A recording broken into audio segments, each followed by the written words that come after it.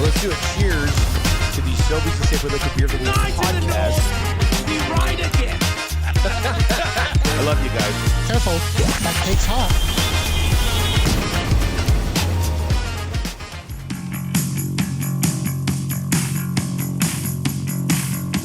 Here she come now, say morning, morning. Let's go! Shoot 'em down, turn around, come on, morning. The bookbinder of a butter.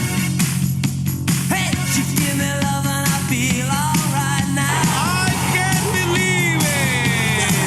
You gotta toss and turn and feel alright, and feel alright. I say yeah, yeah.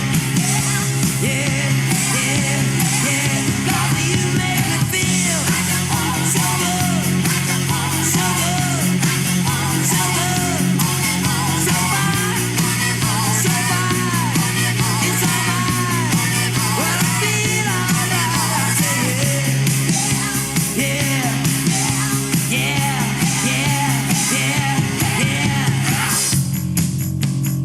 Let's go! Well, you keep shaking, moaning, moaning. Hey, 6 o'clockers, check and get crunched. Shotgun dead and I'll come on moaning. Hey, 6 o'clockers, check and get crunched. Don't stop cooking as I feel alright now. Hey, 6 o'clockers, check and get crunched. Don't stop now. Yeah, Come I'm on, thinking moaning. I'm back. Come on, yeah. I say yeah. Inconceivable. Yeah. 'Cause you make me feel I'm your Huckleberry. so good. When I feel alright, you're so fine. You're so fine. My name is Jeff. You're so fine. I feel alright. I say yeah.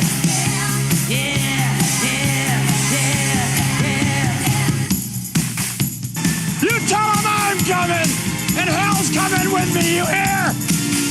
Hell's coming with me!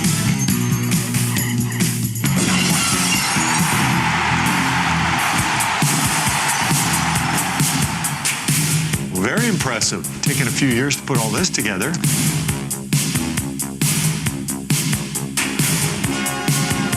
It's not a one-year quest because it's so hard to get your hands on.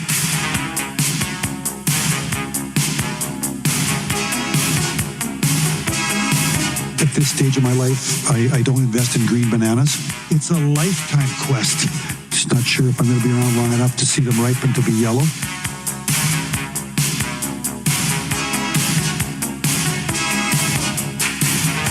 You can't party enough when you win that thing. It's a party machine. Party machine. Girl, I can't understand it. Why you wanna hurt me? That's why it's the Stanley Cup. After all of the things I've done for you. It's hard. It's hard. I buy you champagne and roses, put diamonds on your finger. Still you hang out all night. What am I to do? My girl wants to party all the time, party all the time, party all the time. 6:05 on the Nielson Show.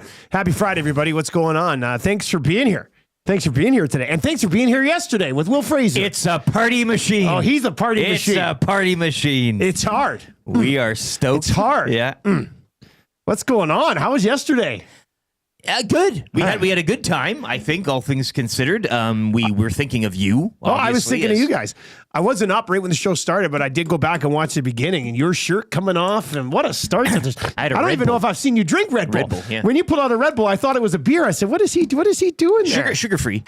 Yeah. Sugar-free Red Bull. God. No, it was sad. We were... It was, What, did you get to Fraser's thoughts on you aliens? had to be there.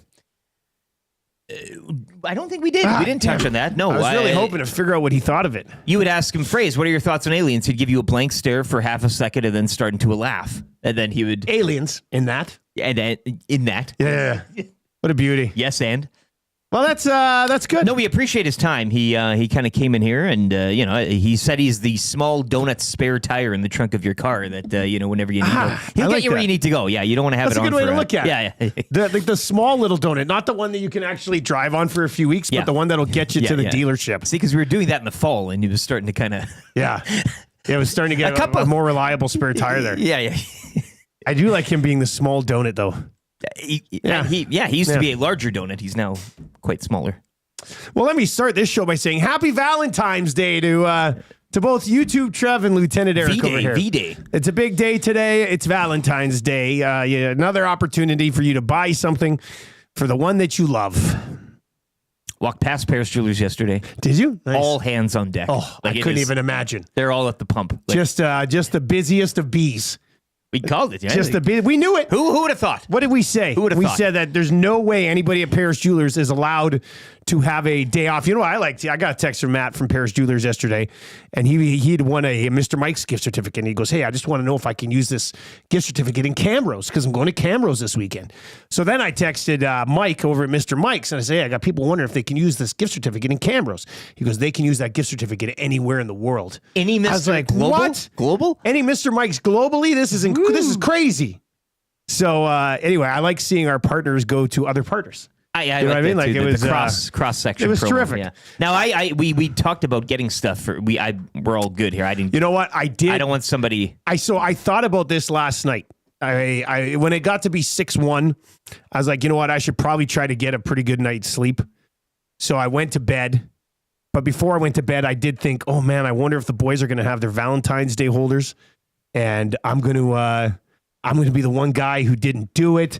And the kids have some Valentines upstairs that I could have written on. But then I just thought about you two guys, and I was like, you know what? Funny bit at the time, but I don't know if we're following through on this. Yeah, the turnaround was too tight. Yeah, so I didn't bother doing it. Will would have nothing. Will could have made yours, I guess, yesterday if he would have entertained that idea. That would have been interesting. Yeah. So then I went to bed I climbed into bed just before 9 o'clock. Was feeling pretty good about it. I was like, I'll throw on a movie on my phone here and lay here and watch it for a bit and fall asleep. But then I spent the next 2 hours watching Field of Dreams. What a movie. Interesting, yes. Yeah, I put it on because I was like, you know what? It's a quieter movie. Pretty chill. You know, other movie's pretty quiet is Predator. Yeah, I should have put that on to go to sleep. Oh. But I just got sucked into Field of Dreams. I ended up watching the entire thing while I was laying in bed. Then I put on Moneyball and fell asleep. But it was, man, what a good movie. Moneyball? No, Field of Dreams. I mean, No. Moneyball too. But Field of Dreams is still pretty damn good. You're having Field of Dreams ahead of Moneyball, are you? You know what? I ain't. After last night, I think so like for the last decade, I probably would have said I'd have Moneyball ahead of Field of Dreams. But I tell you, I'll just say it. I mean, I know it's not confessions, but I teared up a little bit and was crying when he got to have a catch with his dad at the end. Yeah. Spoiler alert. That's the drugs. Yeah, it might have been. You're flying high. You've got Four Nations fever. You're kind of in this. It might have been, but I'm laying there in bed state. and I'm like, look at this. He's having a catch with his dad. And then it made me think that anytime Marshall the Muzz will want anything to do with me, I should be like, yes, no matter what I'm doing, I should just put it down and I should play with him. So yeah, I basically laid in bed crying watching Field of Dreams last night, then fell asleep watching Moneyball before the trade deadline. So yeah, St. Valentine's Eve miracle. For it really was. Yeah. Strummy says Field of Dreams isn't that good, man. I liked it. I liked it last night. Trev, have you seen Field of Dreams? You probably haven't seen Field of Dreams, have you? I have. Yeah. It's been years, but Yeah, I've you I've liked watched it the first time you watched it, probably, right? Like, Yeah, like I wasn't like that's a terrible movie. No, that were no. my thoughts. I was like, yeah, that was good, but I wasn't like when wow, when the young that was doctor terrific. gets his chance to play with all the other guys and then steps off the field to save Costner's Ray Kinsella's daughter from choking on the wiener. I mean, pretty emotional moment there too. That is quite beautiful. And then Terrence Mann, James Earl Jones, gets to go off into the corn with all the ghosts. yeah, I liked that movie last night. It was good. that's like the only scene I really remember. Which one? When he came off to save the daughter? When they just disappeared Oh yeah, in the field. I had not watched it probably in like 10 years, start to back. I thoroughly enjoyed it last night.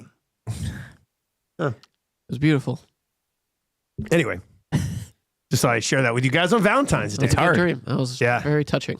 Belineski says, did Dusty say Valentine's Day? Well, yeah, it's kind of a running bit. Yes, Wheels. Yeah, Wheels is our Saint Valentine. I think he sent the same song again. At least I hope it's the same song. I hope it's not a different one. Valentine's They're all the Day. What a crappy day. You get your box of chocolates, your flowers, and your diamond ring. At Paris Jewelers. Valentine's Day. What a crappy day. You make that special someone breakfast in bed. Then you hope for supper and definitely dessert in the evening. Valentine's. Yeah.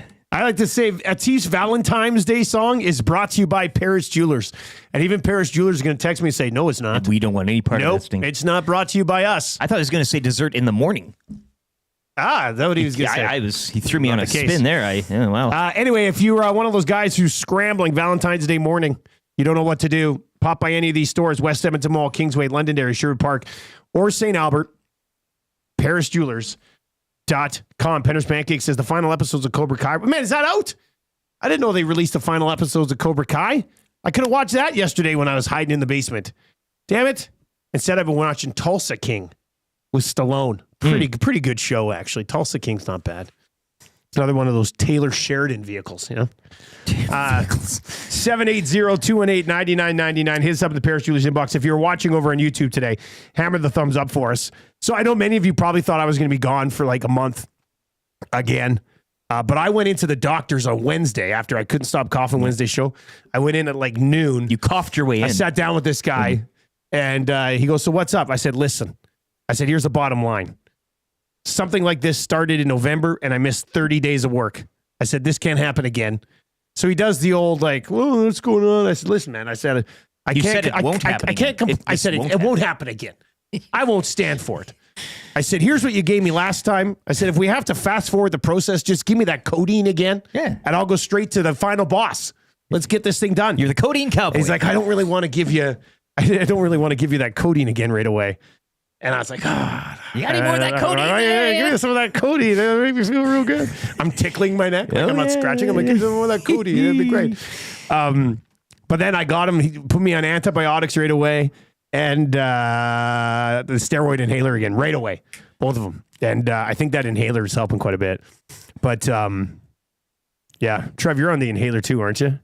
Yeah, I am. Inhaler boys. Exact same thing. Let's go. Inhaler boys. We're cool. Maybe one day we cool. can put our arms around each other and both suck in at the same time. Wouldn't that be something? Especially on a Valentine's Day. Oh, why not? Eh? Yeah, I think that would be pretty good. He can suck yours. You can suck his. Yeah. So this doctor, I don't know. This doctor kind of just listened to what I said. I said, I need this and I need this. He's like, here you go, sir. I was like, wow. That's a little confidence you That walk was in there. pretty easy. Hey, yeah, He did check my left ear. He checked both my ears. This is the one. Yeah, he gets to my left ear. Nobody did this.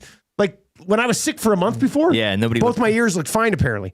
He checks in my left ear and he goes, is your ear sore? And I was like, no. Is it supposed to be? And he goes, it's really red. He goes, that could be a sign of infection. I said, what? Uh-oh. And then he gave me the medicine. But I mean, were you just? But my ear feels completely fine. Were you leaning on your? Well, right before he came in, I was like this, trying to make it look as red as possible. Does he know how loud those headphones are every single morning? Yeah. My ears are red because they're crying for help. It's one thing I do like about Phrase coming in here every morning. He'd be like, ah, Yeah, just the first little bit. He's like down, and I'm like, he's like, more, Trev. I was just going to say, did you get your reflexes tested while you were at the docks? No, they did not test. I also said, my knee's not moving as quickly when it hits things. Can we test it? Would have been a great time. That would have been kind of Could have fun. recorded it. Was it you that claimed you could make our knees jump? Yeah. Wow, what an awesome claim. Thank you. All right, 780-218-9999, 780-218-9999. JCD780 says, I think you just have a chronic cough. You speak 100,000 times more than the average person. Yeah, I mean, anyway, whatever matters here is it doesn't matter because I haven't coughed yet today. Doesn't matter. Whatever matters here doesn't matter. Dusty doing a speed run of an illness is a boss move. Yeah, I said, I'm not letting this happen again. Let's go. Yeah. Get me to where I need to be. Oh, what was that? It's all in your ear. There we go. Cool. I fixed it. Do it again. I brought the channel down. Oh. You hit I hit the desk and Oh yeah, you did fix it. Do it again. No, I don't want to do it See again. if you can turn it on and off. This is like the clock I where you always hit wanted. the thing and the big hum started. Then I hit it again. I won't hit it anymore. Yeah, that's scary. I don't like that. No, we won't do that again. All right, you can text us anytime, Paris Jewelers inbox. Hit us up over in the nasty chat. We're already changing almost 60. Let's change 100 here as the boys are back together for Valentine's Day. It's always nice. Paris Jewelers inbox. Oh, yeah, she's busy. She's busy today. CB Radio guy says, I had a gnarly cold I got in December. A couple of weeks ago, my hands and feet went numb. I couldn't walk and had a dizzy spell. Something gnarly is going around. God, this guy used gnarly twice in the same text. Amazing. It's probably the vaccine, right? Must be. Tube Sock says, Dusty punching himself repeatedly in the ear to try to get an ear bleed while at the doctor's. Comes in, man, why is your ear so red? The whole outside is. Lots of good text messages. Pat in the county says, Field of Dreams is amazing. After having a son, it gets me every damn time. Great musical score as well. Pat in the county, I fully agree. Hearing a healthy voice Dusty belting out, hey, 6 o'clockers, check in, get conched. Yeah. Makes my day. Maybe one of the exercises you didn't need to do after. I know you were trying to stop me, but hey, look, Trev could have jumped up in the play. We could have. You're either testing it out or you're hiding all day. Right. Yeah. Now it's just downhill, right? I'm sure I won't be able to talk by the time we get to Chris Johnston today, but I'm usually only here. I'm going to do the 6 o'clock hour on a Friday, and then I'm going to sit back in for beer of the week. That's it. Those are the only two reasons I'm here today. The best thing is alcohol for the. Yeah. Well, actually, ever since I've been sick, anytime I have any sip of beer, I start coughing a little bit. Like today, you'll see it. You could have developed an allergy, perhaps. I think it's just gluten what deficiency. It is. Oh, maybe that's what it is. McLovin texts in. Morning, gents. About 10 months ago, I texted in asking for a good luck conch as I was applying for a promotion at work. Well, the other day, I finally signed the letter of offer to accept the position. Happy Friday. Congratulations, McLovin. That's awesome to see. I like that. Good morning. Please provide a conch for all of the high school ballers in Spruce Grove today as they are hosting their varsity tournament. Nothing like the smell of basketball in the morning. Go Barhead Griffins. Brett, hashtag Association City. That was actually the reason that I was not in yesterday because of the Lakers loss to the Utah Jazz. I couldn't swallow it. No. I just was like, nope, I'm not coming in. Nacho Man says, Dusty back after one day. I can't believe it. How about a conch for the crew out in Jasper this weekend from Alta Pro? Getting things done and headed up to Marmot on Sunday. That sounds nice. From Construction Chris.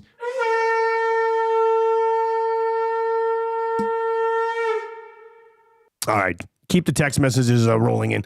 Hey, what was the driving force behind your shirt coming off yesterday morning? Well, we had Four Nations fever. So what are you talking about? Canada won. Well, I know, but I didn't know that. But your shirt, come on, man. But your shirt comes off. We started the show. Trev's giving him the glare, as you should, Trev. Well, no, I watched the beginning of the show. I thought we were going to get the day off, being the fact that it was, it was a big deal. It was a big deal.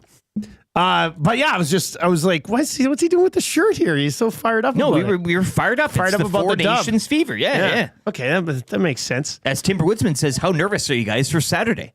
And I think he's talking about the game and not the fun spiel. Well, I mean, it's going to be a great day. We're going to be at the Shamrock doing the EST fun spiel, and we will have the game on. I don't know. I might be taking a little bit too far, but after watching the U.S. put the Kachuk brothers together in the third period last night, and seeing that Canada-Sweden game be one of the best hockey games I've watched in almost a decade, I think this Canada-USA game could be the best game we've seen in 8 years. Best game ever. I had the question yesterday, is this the best of best on best? Because we did the exercise the day before puck drop in the tournament. Follow me here. We've had big moments. I know where you're going. You might be right. We've had big moments. We've had the golden goal. We've had the Joe Sack, right? We've had all this. But hockey has never been in its most crystallized form as it is right now. right? Guys don't drink. They have sleep schedules. They have hyperbaric chambers. They're all like little robots. They play video. Yeah, right. So in terms of talent, in a compilation of just pure talent, there were no fights. There's no, in the Canada game, there was a bit of mucking it up yesterday. Some scrumming it up yesterday. But this is that when Connor McDavid doesn't even take center stage, and you arguably say we all call him the most talented player, like just skill wise ever. This is it. Like this is the most refined Canadian hockey team we've ever seen. And I know it's just one game, maybe hot take, but come on. I mean, I know we've had legendary players. You make a fair point from. You actually are making. Like in terms of skill, we were talking about how that power play would look. We saw it early on. I know the game kind of took way. Sweden grew into it, and we talked about that yesterday. But just in terms of just a skill lineup, and especially that forward group. Goaltending, yes. Goaltending, we've seen maybe better goaltenders. Yeah, Bennington made some big saves in overtime, obviously, but he was not good in regulation. But more name recognition goalies, I guess, more true 1As. But in terms of guys, like a collection of guys just playing together, skill-wise. I mean, you're probably right from a skilled perspective with how skilled all of these guys are now. I think this Canada-USA game is going to be one of the best hockey games we've ever seen. Well, what the USA showed last night, too, just adds to the whole, Kachuk. Yeah. Boys playing together here. And well, when they put those two guys together, that's the first time I actually was worried for Canada. I was like, whoa, Trev, what is that? Look at those hearts falling on the screen. Good job, Trev. Yeah, I meant to put that up a little earlier. You're a true Valentine's Day maestro. I just wanted to, that's funny. As soon as you looked over, as when the hearts went on the screen, that was funny timing. But I wanted to make sure it looked okay for the next time that you mention Valentine's. I'll put the hearts on the screen again. I'm going to mention it the whole time now. Oh, nice. Yeah. Anyway, so I couldn't tell if you were mocking the game still about. That's what he thought I was doing too. Yeah, you're very good at it. I'm very good at it because I'm like, I know you weren't huge on the tournament, and now that you're talking about it in this way, I'm like, I still think you might be. You weren't here yesterday. My leg you weren't here yesterday, but I apologized to the listeners. Blue guy apologized on the Reed and I apologized show too. to Trev, and for some reason I even apologized to Will. But I'll apologize to you. But I don't know if it's a legitimate apology or if it's just. If you don't want me to apologize, then I won't. But I don't think you need to apologize. That was your own right to be. No, but questionable. RCN was, he was right and we were wrong, and I was wrong, and I will never doubt or have a counter curiosity opinion again. I was in the wrong. I care. But do you legitimately care more about it after you saw the game? But is the question, do I care, or is it like, again, we were curious as to what it was going to look like. Yeah, I guess has your opinion of this tournament changed since you watched the first two games? Yes. Okay. And my curious opinion was wrong. Nah, but you weren't wrong for having the opinion. Yes, I was. No, you weren't wrong for having the opinion. It ended up being different than what you were expecting. Wrong. You know what I mean? And that's on me. I mean, you were kind of wrong. It's been pretty incredible hockey for the last 2 days. Dunk on me. I would never do such a thing. Well, that's a jerk move. Because I was wrong and I was saying things. Oh, look at LeBron! Not with the right. He throws it down with the left hand. Mike, the Michigan fan, this is great. I think we do usually try to do this on Valentine's Day. Roses are red, violets are blue poems. Right? Roses are red, violets are blue. It's been 1,903 days since Ohio State beat the team in maize and blue. I love that. So send us in your roses are red, violets are blue poems. Yeah, especially with sports that have nothing to do with the current time. Like, that's just really, it's showcasing, his fume there. I like that. Roses are red, violets are blue. Blank, blank, blank, blank. Something that rhymes with blue.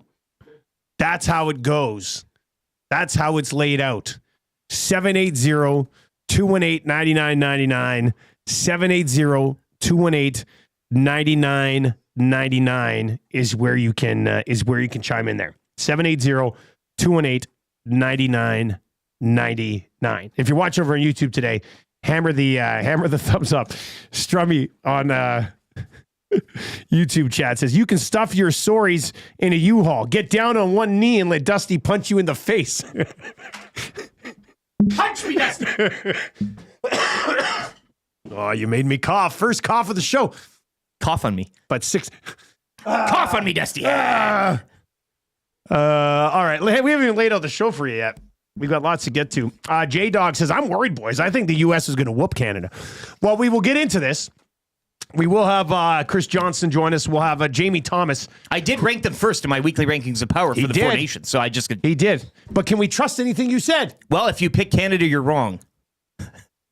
If they win. Yeah, I guess. I could be right in the end. Watch this. I'm going to test him. Valentine's Day. It's Valentine's Day. Oh, it is a great Valentine's Day today. And we're just waiting for the hearts to fly on the screen.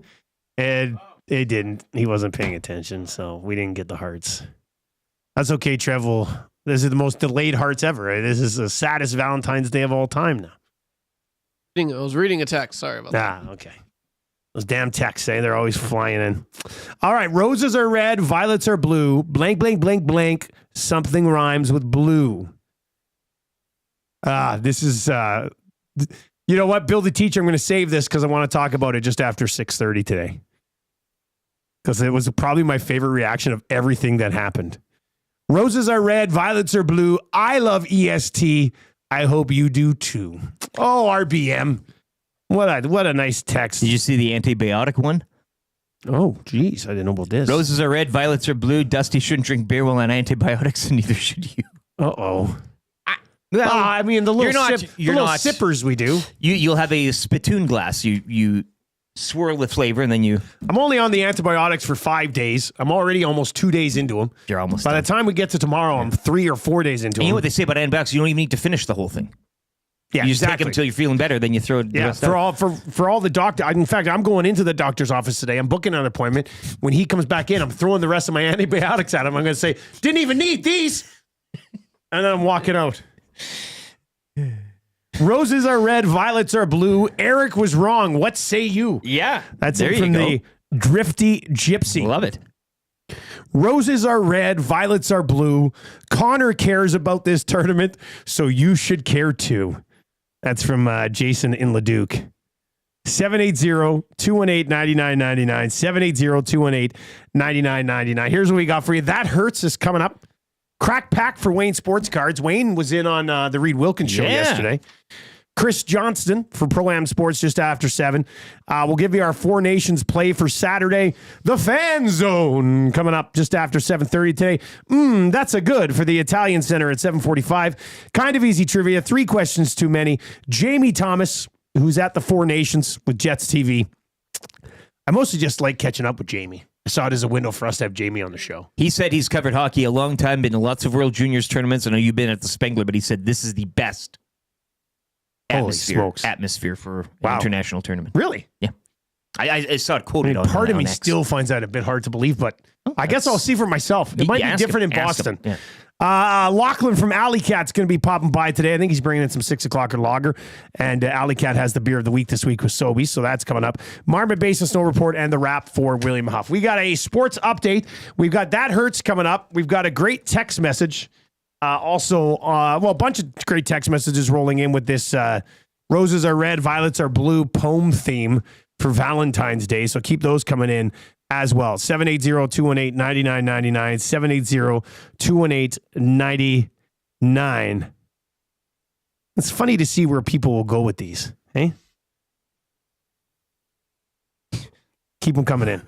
Yeah, some of these are. Yeah, some of them are pretty interesting. But get creative. The more creative you are, the more likely you are to win text of the Rhyming day for helps AW too, today. I think. Yeah, I mean, for people who just Roses are violets are blue in the East. a random statement, it's not going to work.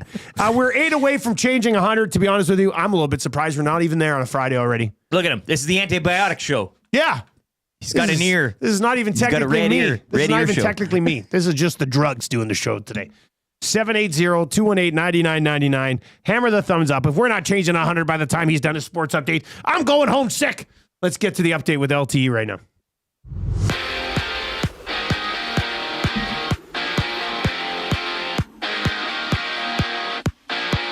Matthew and Brady Tkachuk each scored twice as the USA rolled over Finland 6-1 at the Four Nations last night. Zach Grensky also chipping in with 3 assists. A pair of games will go tomorrow as Sweden takes on Finland at 11 Mountain, while Canada will play the USA at 6. Oil Kings are in Red Deer tonight in WHL action. Puck drop at 7.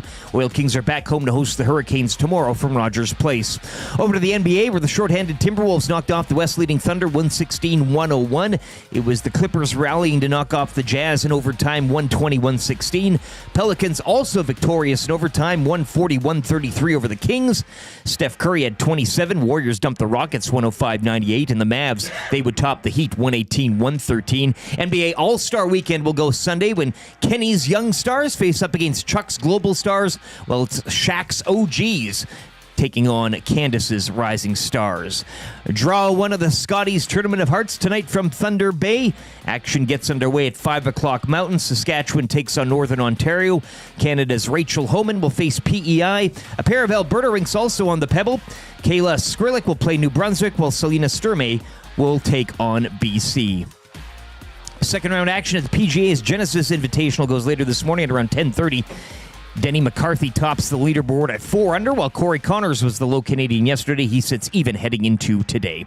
And over to the U of A. Hockey takes the break. Semifinals go next weekend. Volleyball, Golden Bears and Pandas will visit Mount Royal tonight and tomorrow. While on the hard court, the basketball teams of the Golden Bears and Pandas, they'll host Grant Mack tonight and tomorrow from the Saville Center.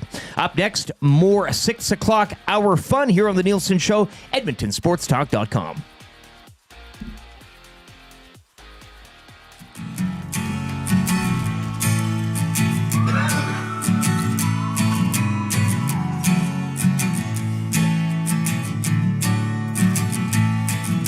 The Nasty Bash was awesome, so let's remember it with this song.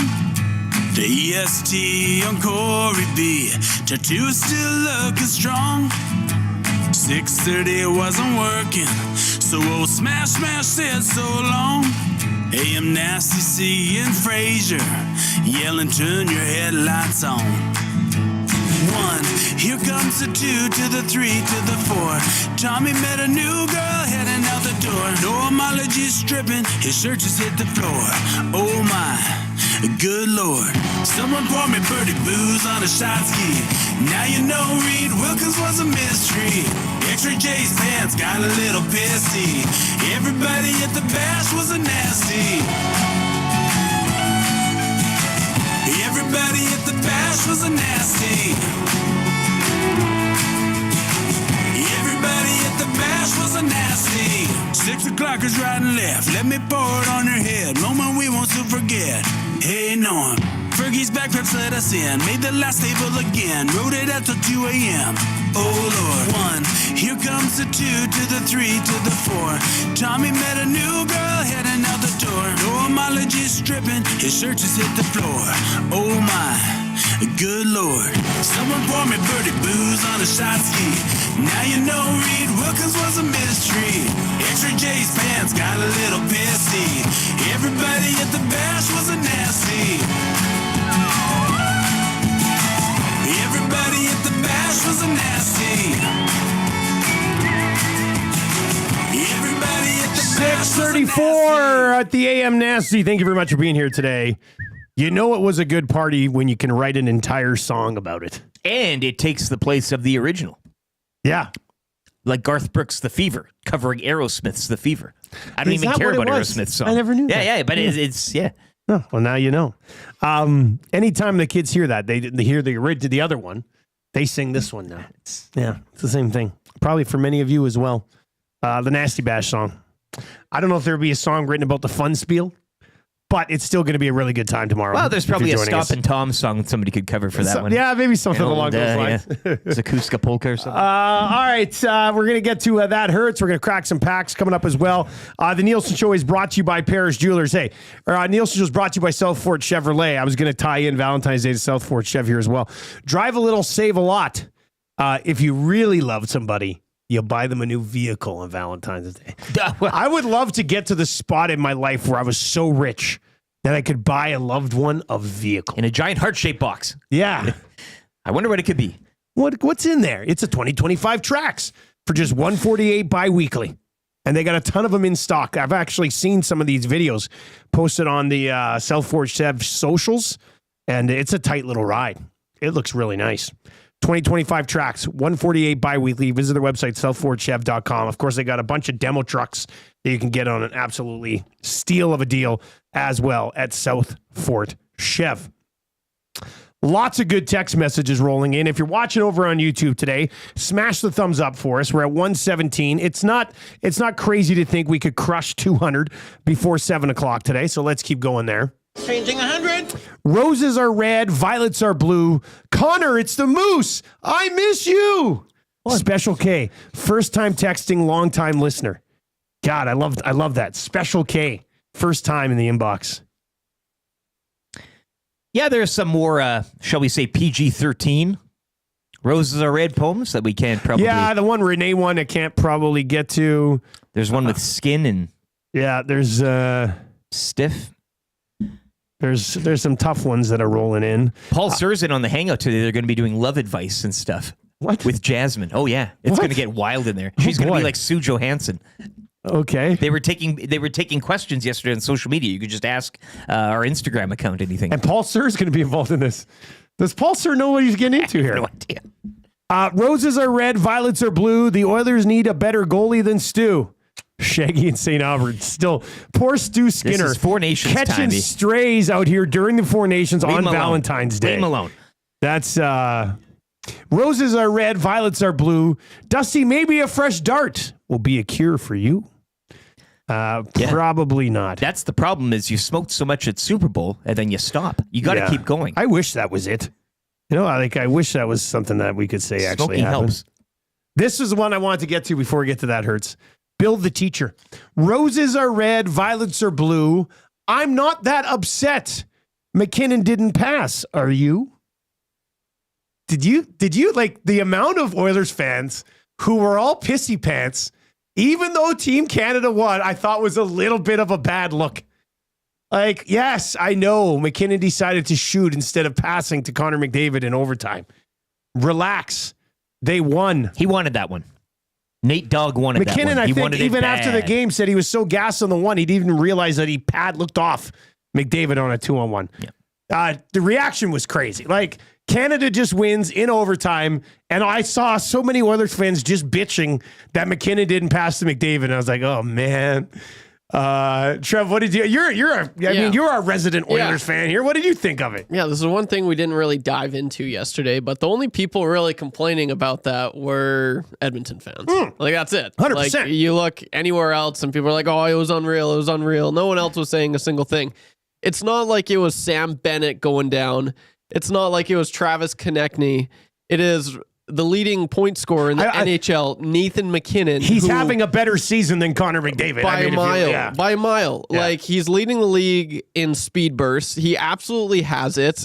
They talked about it. At the end of the day, like, some people were asking on the power play, like, you know, at the end of the day, they were saying, someone's got to shoot. Someone's got to shoot the puck. I was all for it. I saw him go, and I'm like, let's go. Like, I could care less who it was, as long as Canada won. And I think, you know, a lot of other people were just, no, like, you give it to McDavid. They wanted McDavid to be the guy, and people were, you know, ticked that Nathan McKinnon was trying to be the guy. But I don't know. I had no problem with it at all. I thought it was... Usually you hear the complaint, shoot. So that's exactly what he was doing. And people are like, no, you need to pass it now. Like, oh, come on. Yeah, so no, it was awesome seeing what he was able to do. People were just so I couldn't stand infuriated that they're like... It's like, he's a puck hawk. Like, yeah, right. No, he's not. Yeah, you know, and I'll say it, on the 3-on-1, that kind of became a 2-on-1 with him and McDavid. That was the only exception. I was like, okay, maybe. But even on that one, McDavid had kind of drifted off too far.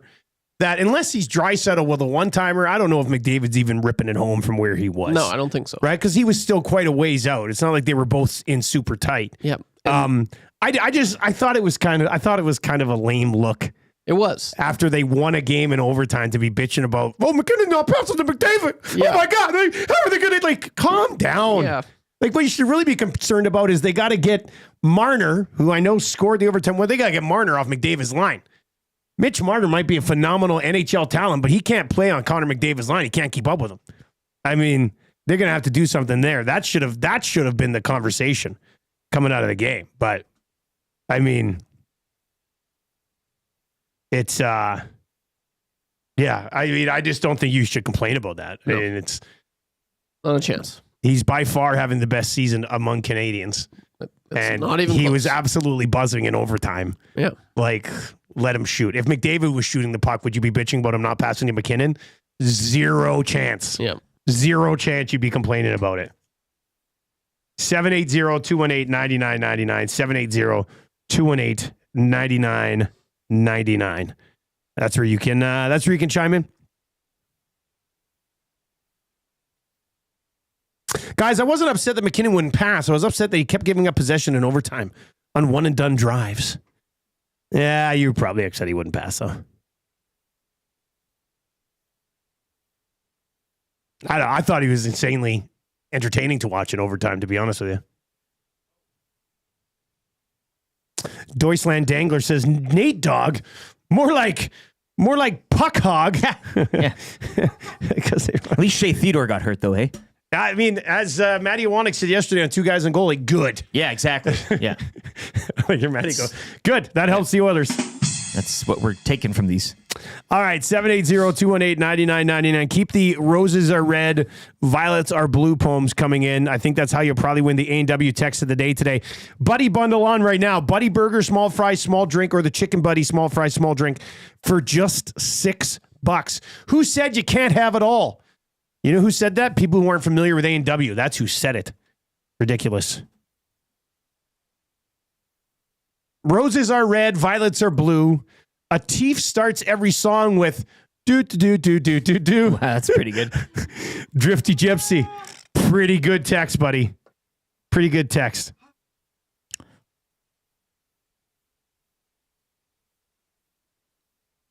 All right. Chime in the nasty chat. Let's get to that, Hurts. Did you see this shoe? Yes. All right, that Hurts is brought to you by James H. Brown, Heavy Hitters of Injury Law. If you've been injured in an accident, go to jameshbrown.com and book your private consultation today. Trent and the crew over at James H. Brown, the injury law firm, they'll look after you. Over 200 years of experience, they will get you the settlement that you deserve. All right, so SGA, Canadian phenom in the NBA, gets his first ever signature shoe. Not sure why it took this long. Probably because he's Canadian, but gets his first ever signature shoe with Converse. And I tweeted last night, I said, look, I am very excited that he's got his own shoe now, but this thing is ugly. And I wanted to say ugly AF, but I said ugly as hell instead. And the one guy replied, it's actually a pretty good burn back. He says, bad news, Dustin. I don't think they're making shy shoes for elder millennial dads who think Kendrick Lamar is weird and 50 Cent is cool. Good news, though. They just opened up a Skechers store at West Edmonton Mall, which is a really funny burn. But so I guess what hurts is, am I old? Am I just now, with that being said, I'm wearing sick Nikes now all the time. Like, look at these things. This is a collector's edition right here. I shouldn't even be wearing these things. Exactly. Am I just old? Or are these one of the ugliest pairs of shoes I've ever seen in my life? I will describe them for you if you're listening on TuneIn or iHeart or EdmontonSportsTalk.com. But Trev, let's throw this up. If you're watching on YouTube right now, tell me, like, is my take of these being... I like how you just said that the ugliest thing you saw, and now you're going to describe them for people listening. I'm going to describe them for people listening. It's going to be a fair description, I assure you. Yeah, the description is this. Imagine the ugliest shoe you could ever invent. That's it. That's the description. It's beige. Would this be beige? Yeah, tan. It's like a puke yellow. No. I mean, it's essentially, tan, I guess. Yeah, stomach bile. It's a two-tone tan shoe with a zipper on the front. Is this what we're going for nowadays? Is this the new modern day shoe? So am I just an old head? Or is my take here legitimate that this is one of the ugliest shoes I've ever seen in my entire life? This is what hurts. I don't know if I'm just old and lame or my thought process on this shoe is a legitimate one. Maybe this description will change. Strummy says they look like they're dipped in butterscotch pudding. That's the best way to look at it. It does. It looks like there's another shoe underneath there that has been dipped in butterscotch pudding. Delicious. That's good. Nacho Man says it looks like the inside of a baby's diaper. Ah. Like, that's what it does. That's the color of it. It's baby poop. Trev, you're younger. You're in that next generation here. Would you spend $300 on these shoes? You know, I've dabbled with sneakers. I'm not gonna lie. I have a decent collection. I wouldn't. No, like this is terrible. I don't know if if SGA has a say. Yeah, like does in the he product. sign off on this? Is he go, wow, is he that like looks sick? No, this is the one. I want to push this because if that's the case, that also hurts. He's got a terrible taste in shoes. I would never wear this. This is terrible. The weird pattern there, the zipper coming down. There's nothing to like about it. Especially, I think what does it for me the most is the color. Like what is that? It's like a little bit of like peanut butter maybe with a little bit of like even just make these black. Yeah, you might be able to get away with it. If these were black and white, I'd be curious to see what that would look like. But for me, it's just you go into a sneaker store, and the thing that sets shoes apart is the color. You want to catch the attention of the customer, and this does that in all the wrong ways. It's like, ooh, that's a terrible shoe. No, I don't want that one. So no, this is terrible. That does hurt. I would never buy these. Cody with maybe my favorite reply over on the Nasty Chat says, that's definitely cake. We love that Is It Cake show as well. The Nielsen family's huge fans of Is It Cake. And that shoe does look like cake. Yeah, I could see that. Like a peanut butter cake. Somebody said, what was it, Nash? Nash over in the chat. Quiet down, you old head. Tommy, you'll love these things. I don't even think Tommy will like these. I don't get it. So are there laces hidden inside underneath the zipper? Don't think so. Or that's it? You just unzip it, put it on, and then zip it back up? Yeah, I think that's I don't how know. you do it. Okay, so I'm obviously not too much of an old head. I mean, other people don't think these are that great either. But, yeah, they're not looking... roses are red, violets are blue. Those shoes look like Werther's Originals. Dusty, that means they're for an old guy like you. I was waiting for that to hop off. That's pretty good. Rip City Steps asks, can we see a side-by-side with the shoe Dusty designed? My shoe looks better than this. Well, he wants to see the picture. Yeah, I mean, I designed a dress shoe, but I beat Tommy in our dress shoe competition. So, I mean, I feel like I did okay. But for hooping, like a street, that was one of the biggest L's that Tommy ever took. But not a dress. He wants your basket. You should design. I would design. Sure, I'd love to see you design a basketball shoe. Like, honest, give me an hour Yeah. and some pencil crayons. Wow. And I'll come up with a better shoe than this SGA one. Just by not making it look like the inside of a used baby's diaper. 780-218-9999. Roses are red, violets are blue. Dusty is right. The shoe looks like poo. That's it from Andrew this morning over on the Nasty Chat. All right, there you go. That Haas says, yes, there are laces under the zipper. What? There are laces underneath this zipper? Well, then the zipper's completely unnecessary, and it's just for fashion. It makes it even stupider. At least I thought if there's no laces, you slip it in, and then the zipper serves a purpose of at least tightening the shoe. But putting a zipper on a shoe just for looks, I mean, they're taking zippers off pants and they're putting them on shoes now. What a world. God. First plastic straws and now this. 780-218-9999 is where you can chime in on that. Anyway, that hurts for James H. Brown. Trent is a very stylish dude. Probably one of the best dressed dudes I know.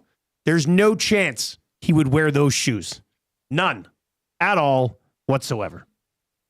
I think. I like I said, I don't know if I'm completely out to lunch here. Not that I'm a style connoisseur by any stretch of the imagination, but well, you've done it in the dress shoe game and beating out a guy like Tom Gazzola at that. That is one of my more proud moments. As it should be. All right, let's crack some packs here on a Friday, shall we?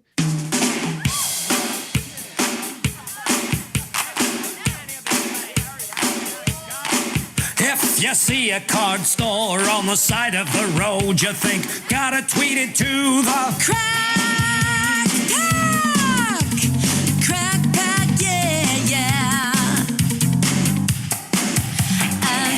down all the young guns today.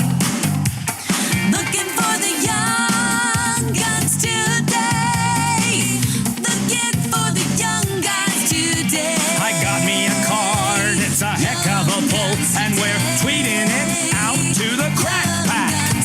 I got me a canvas, it's worth about 20, so hurry up and sell it to get more money. The crack pack is a little old gang where we can crack together.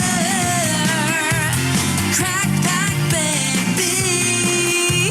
A crack pack, baby. Crack pack, baby, crack pack.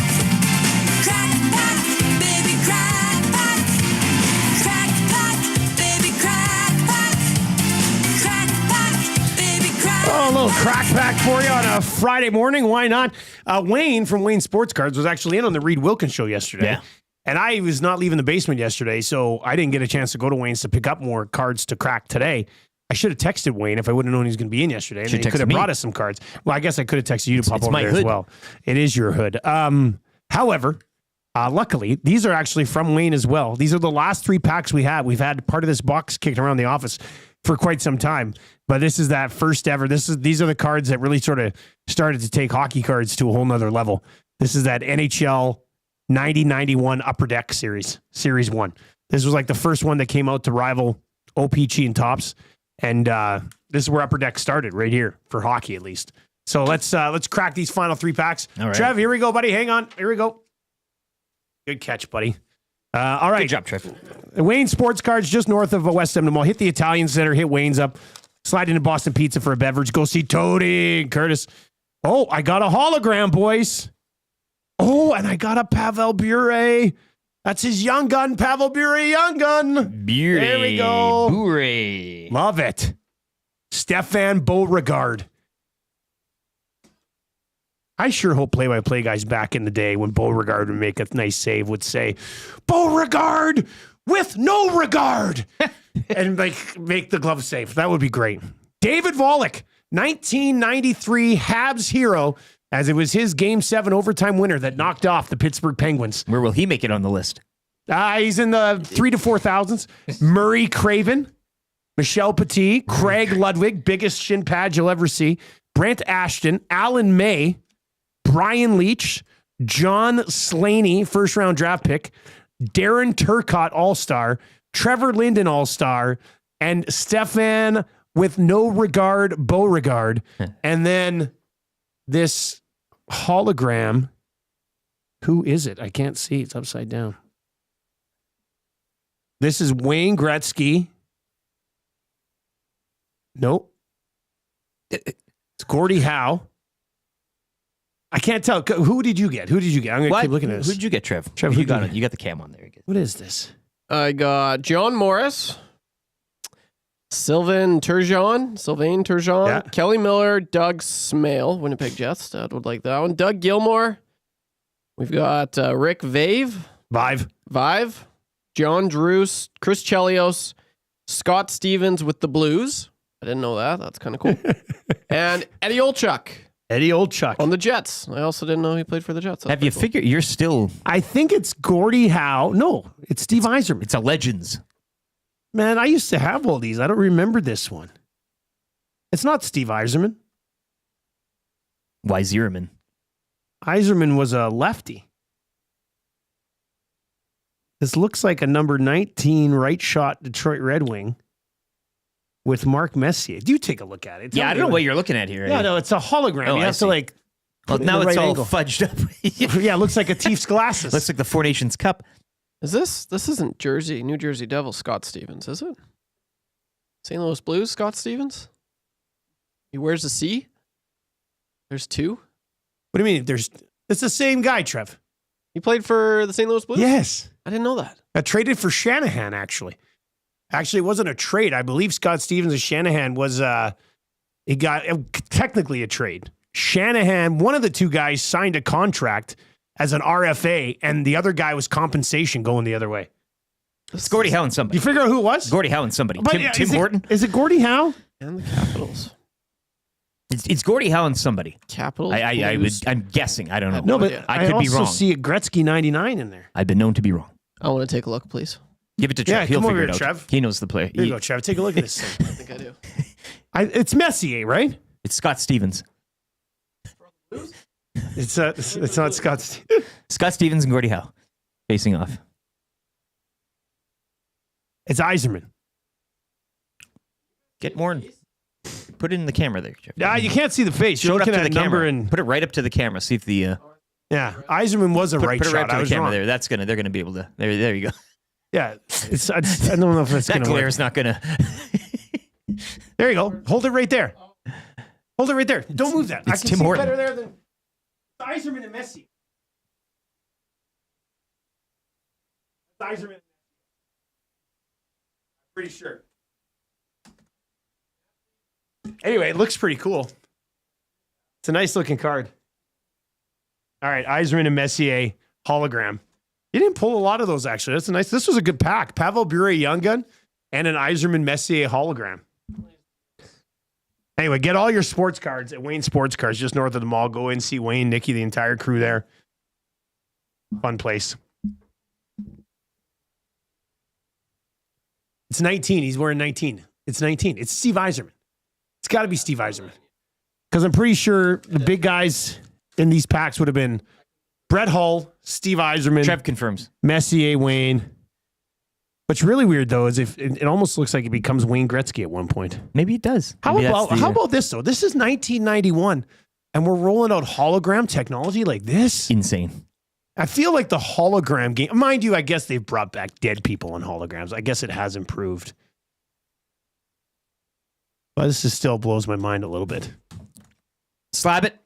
What a nice, like that pack been sitting over there for a year. Finally cracked it. And Pavel Bure Young Gun just waiting for us. Just waiting for us. 780-218-9999. 780-218-9999. Changing 150 does not sound as good as changing 200. So if you're watching over on YouTube today, hammer the thumbs up for us. We are going to recap Canada.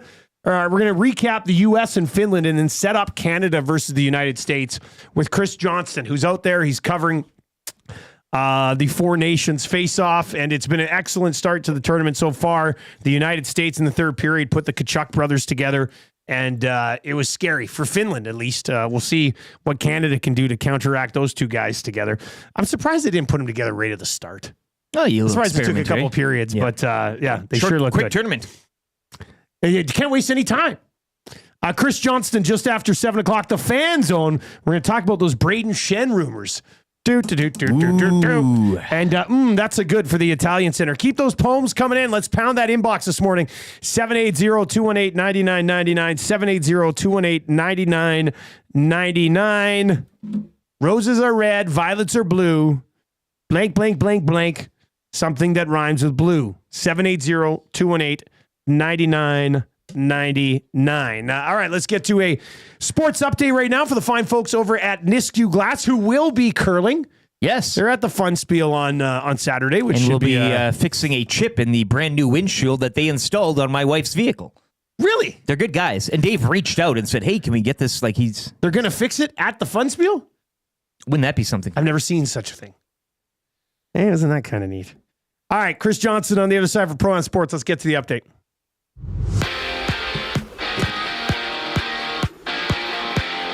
USA romping over Finland 6-1 to open their schedule at the Four Nations last night. Matthew and Brady Tkachuk each with a pair of goals, while Zach Werenski had 3 assists. A pair of games will go tomorrow. Sweden face Finland at 11 Mountain Time, while Canada takes on the USA at 6. The Edmonton Oil Kings hit the ice tonight in Red Deer against the Rebels. Puck drop at 7.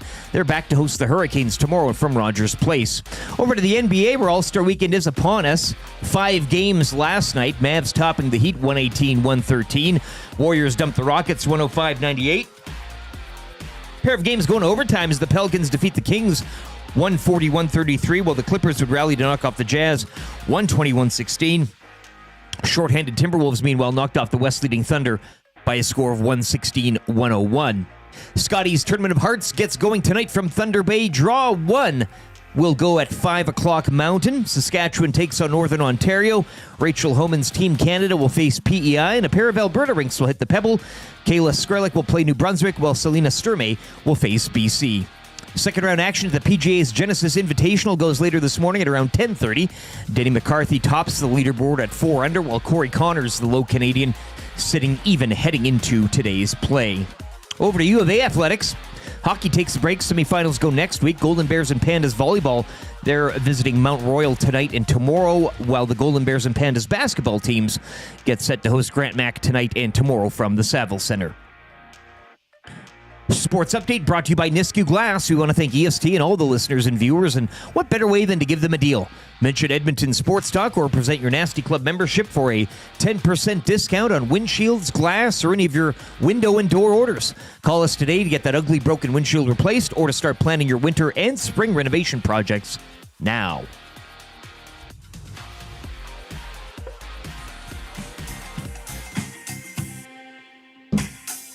What say you? Hey, nasty crew. We got the Nielson Show flu, and there's nothing we can do about it. What say you? Hey, nasty crew. My wife thinks I got better things to do, but there's nothing I can do about it. We're tuning in on TuneIn, we're listening online. We catch up with the podcast when we fall behind. We're texting in the nasty chat, what's on our mind. 780-218-9999. No more interference from corporate interest. Just Tati and Eric and all at the back end. Like Wyszynski and Noodles, Captain can gauge it. Maybe it's but a cool band to make a little wager. We can't wait for the Monday mandate. Shaggy's always on time. Tommy's always late. Would you like a cup of tea? Forget about the old place. Hey, we were number one in the text race. We don't miss all the commercial breaks, but we sure miss Nickelback today. We wanna hear some Huntix and we wanna hear Renee. Why not hold the neck up when I wanna kiss away? Beat left the tire fire and remember that name. We love every goal song, but what about the games? Macramel, Rapapo, Dragger, Engineer. It ain't Christmas season, but they sound like reindeer. Button and my cousin and the tales of the North. All about him given person, does he go on? What say you? AM Nasty Crew. We got the Nielson Show flu, and there's nothing we can do about it. And there's nothing we can do about it. And there's nothing we can do about it. 7:03 on the Nielson Show. Thank you very much for being here today. You can text us anytime, 780-218-9999, 780-218-9999. If you're listening on TuneIn or iHeart or at EdmontonSportsTalk.com, please send a link to Edmonton Sports Talk to any of your friends or even acquaintances or even somebody maybe you just dealt with at work once. Maybe they end up liking the station as well, and we'll start to tune in on a regular basis. They would know that we are coming at you from the Popeyes Louisiana Kitchen studio this morning. 5-piece nugs, fried pickles, mini chicken wrap, mini chicken sandwich, and blackened cauliflower. The 5 options on their $4 value menu. The perfect snackable item that can round out your favorite Popeyes meal. The Nielsen Show today and every day is presented to you by South Fort Chevrolet. Drive a little, save a lot. Visit their website, www.southfortchev.com. Head on out, see Daniel and his family-friendly team at South Fort Chev. I'm sure they've got a Four Nations face-off pool going that Daniel's probably struggling in mightily. Games in and he's just rock because he's so focused on sales. Yeah. He's so focused on sales. Simple as that. Chad, do we have Chris Johnston? All right, we're going to get to Chris Johnston here. What a start to the Four Nations event. It's been outstanding hockey so far. I mean, unless you're Finnish fan in the third period last night, but we'll get to that. Our Hockey Insiders Day, Chris Johnson, brought to you by Pro-Am Sports, your locally owned sports memorabilia and apparel specialists. Have Pro-Am custom frame that jersey that you've had in the closet or a photo you still got sitting around in a box. Visit them in store to get started on your project. Located in Edmonton at the corner of St. Albert Trail and 128th Ave, or online at proamsports.ca. Basically, you can take stuff you got laying around and make it look really, really nice. All right, really, really nice. I think that's how we describe that line when they put the Kachuk brothers together last night. Let's go to Chris Johnston this morning. Chris, what a start to this tournament. Canada, Sweden first, and then U.S. last night taking over in the third period against Finland. I think people have to be happy with what we're seeing so far from this event. Yeah, I mean, it's exceeded even my expectations, and I was one of the more optimistic people, I would say, that this was going to be successful. I mean, look, Connor McDavid told John Cooper the other night after the Sweden game that's the most fun he's ever had playing a hockey game. And when you have someone who has, obviously been in the Stanley Cup final, had lots of great NHL moments, I think that says something for the event. And, what's sort of my takeaway has been with just how long it's been since that last World Cup and how much anticipation is built. The players really have come here wanting to do this. And I can only imagine what we'll be saying after seeing the games tomorrow, where you've got Sweden and Finland in the afternoon and then Canada, US in a big showdown at night. I mean, no matter what happens, no matter who wins, I think we're going to come out of that pretty hyped about what's to be for the next week after it. I think I even liked a clip from Brad Marchand I saw on social media yesterday where he came into the room after the game and said, "Boy, you guys are fun to watch." Like he's basically just speaking for all of Canada when you're talking about Crosby and McKinnon and McDavid. And look, man, I thought that game kind of went how we could have expected. Like Sweden's not going to be a pushover in this tournament, and they gave Canada pretty much everything they could handle eventually in that hockey game. Yeah, I mean, I was wondering, the first period, it's 2-0. Sweden barely registers a shot on goal. You wonder if that could get a little sideways, but from that point on, it was incredibly even hockey game. Sweden, enjoyed stretches where they were pushing the pace and controlling the game, and got back in the game, got a couple goals, and certainly by the end, I mean, I guess anytime you go to 3-on-3 overtime, it's a coin flip, but that one really did feel like a coin flip. There was good chances on both sides, and it's not a foregone conclusion Canada gets to the final of this thing. I think that's what it underscores. As much as the country's done a lot of winning, and when these sort of tournaments, the margin for error is next to none when there's only 3 games, and then the 2 best teams go to the final. Well, we've already had people this morning saying, guys, are you worried that if Canada loses to the United States will let Sweden beat them so that Canada can't make it to the final? I don't think we get to that stage of this tournament, do we? I don't think so. And Canada, I think, would still control its own destiny, although math might not be my strong point after a couple nights of not much sleep. So I think if Canada, I think what they were saying is if U.S. beats Canada in regulation and Sweden beats Finland in regulation, if the U.S. lets Sweden beat them in regulation, then the U.S. and Sweden would play in the final. But Canada could still beat Finland in regulation. Yeah, but if they lose to the U.S. in regulation, they're only going to have 5 points. And Sweden would have 6 if they beat U.S. and Finland. Okay. Yeah. Well, I guess U.S. has to first beat Canada. I'm not going to. I'm not handing them that win 24 or whatever 36 hours before the game. Okay, but with the U.S., from what we saw last night, Finland gets the goal, U.S. sort of plugs away, and then they put the Tkachuk brothers together with Eichel, and the line just completely dominates the third period of that hockey game. What did you think of those 3 guys, specifically the Tkachuks getting a chance to play together and basically being what we would have expected them to be as line mates?